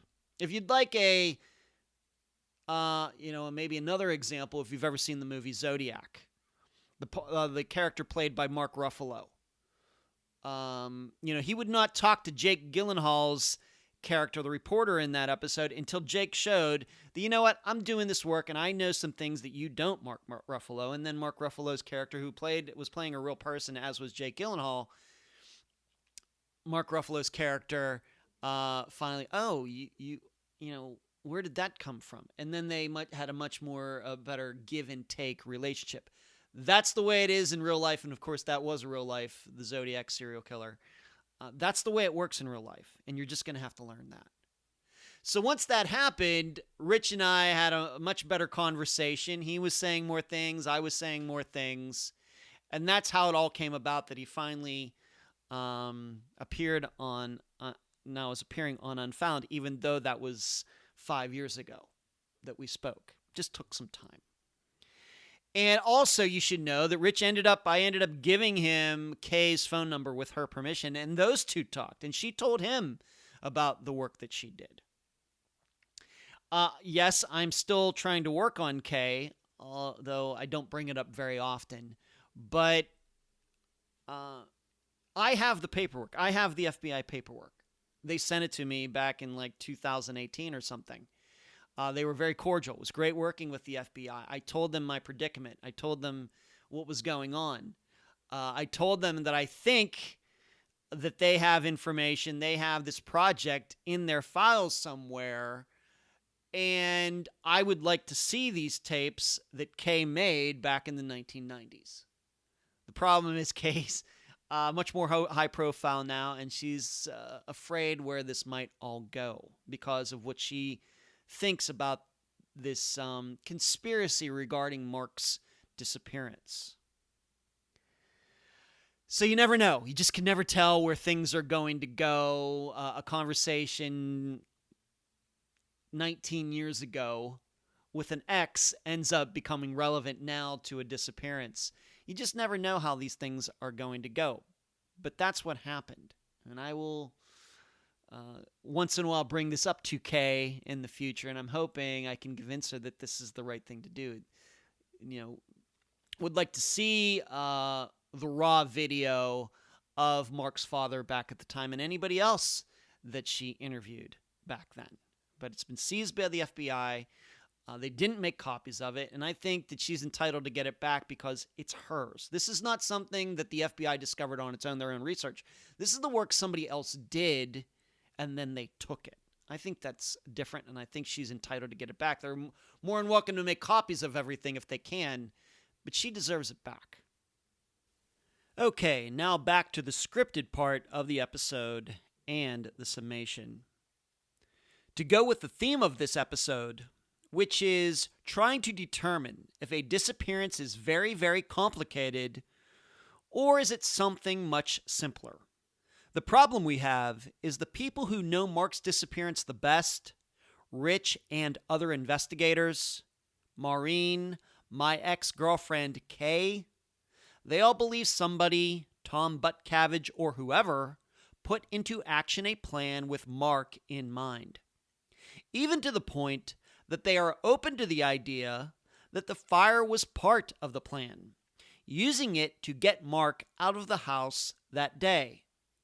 Whereas our experience on Unfound is that disappearances or murders are rarely convoluted. When they are solved either by luck or by hard work, the resolutions may be surprising, but not intricate. The paradox in all of this is that it's usually the opposite. People who know a disappearance well usually do not believe in plans and wide-ranging conspiracies, unless it's in their personal best interests to do so. I would never put Rich or Maureen or my ex-girlfriend in that category. Whereas people who only know a little bit about a disappearance tend to go down rabbit hole after rabbit hole after rabbit hole. So, how can this be explained? Why has the thinking for Mark's disappearance transpired in the exact opposite way compared to what we've learned over 240 cases here at Unfound? Well, I suppose we must be open to the idea that Rich and the others are correct, that there was a plan, and that the circumstances are what Nassim Taleb might call a black swan event, a true but rare and unpredictable outlying occurrence. Totally possible. On the other hand, I think we must entertain the idea that everybody who has worked on Mark's disappearance maybe has gotten too close to it, like not seeing the forest for the trees, and they've forgotten about Occam's razor. That, for example, because Mark's father was such a bad father, or that Tom Buttkavage is such a horrible guy, that either one had to have had something to do with the disappearance, which isn't logical thinking. The big issue is that no matter which side you're on, the plan side or the wrong place, wrong time / accident side, there are many items that are still not totally explainable. Why would Tom Buttkavage show that videotape to a stranger if it happened? How did the shoe allegedly get on the beach the day before Mark went missing, if it happened? Why has the little girl, who now would be like 40, never come forward, if she even exists? I'll say it again. No matter which side you pick, these questions and many others are still stumpers. So you, the audience, you have a lot to question.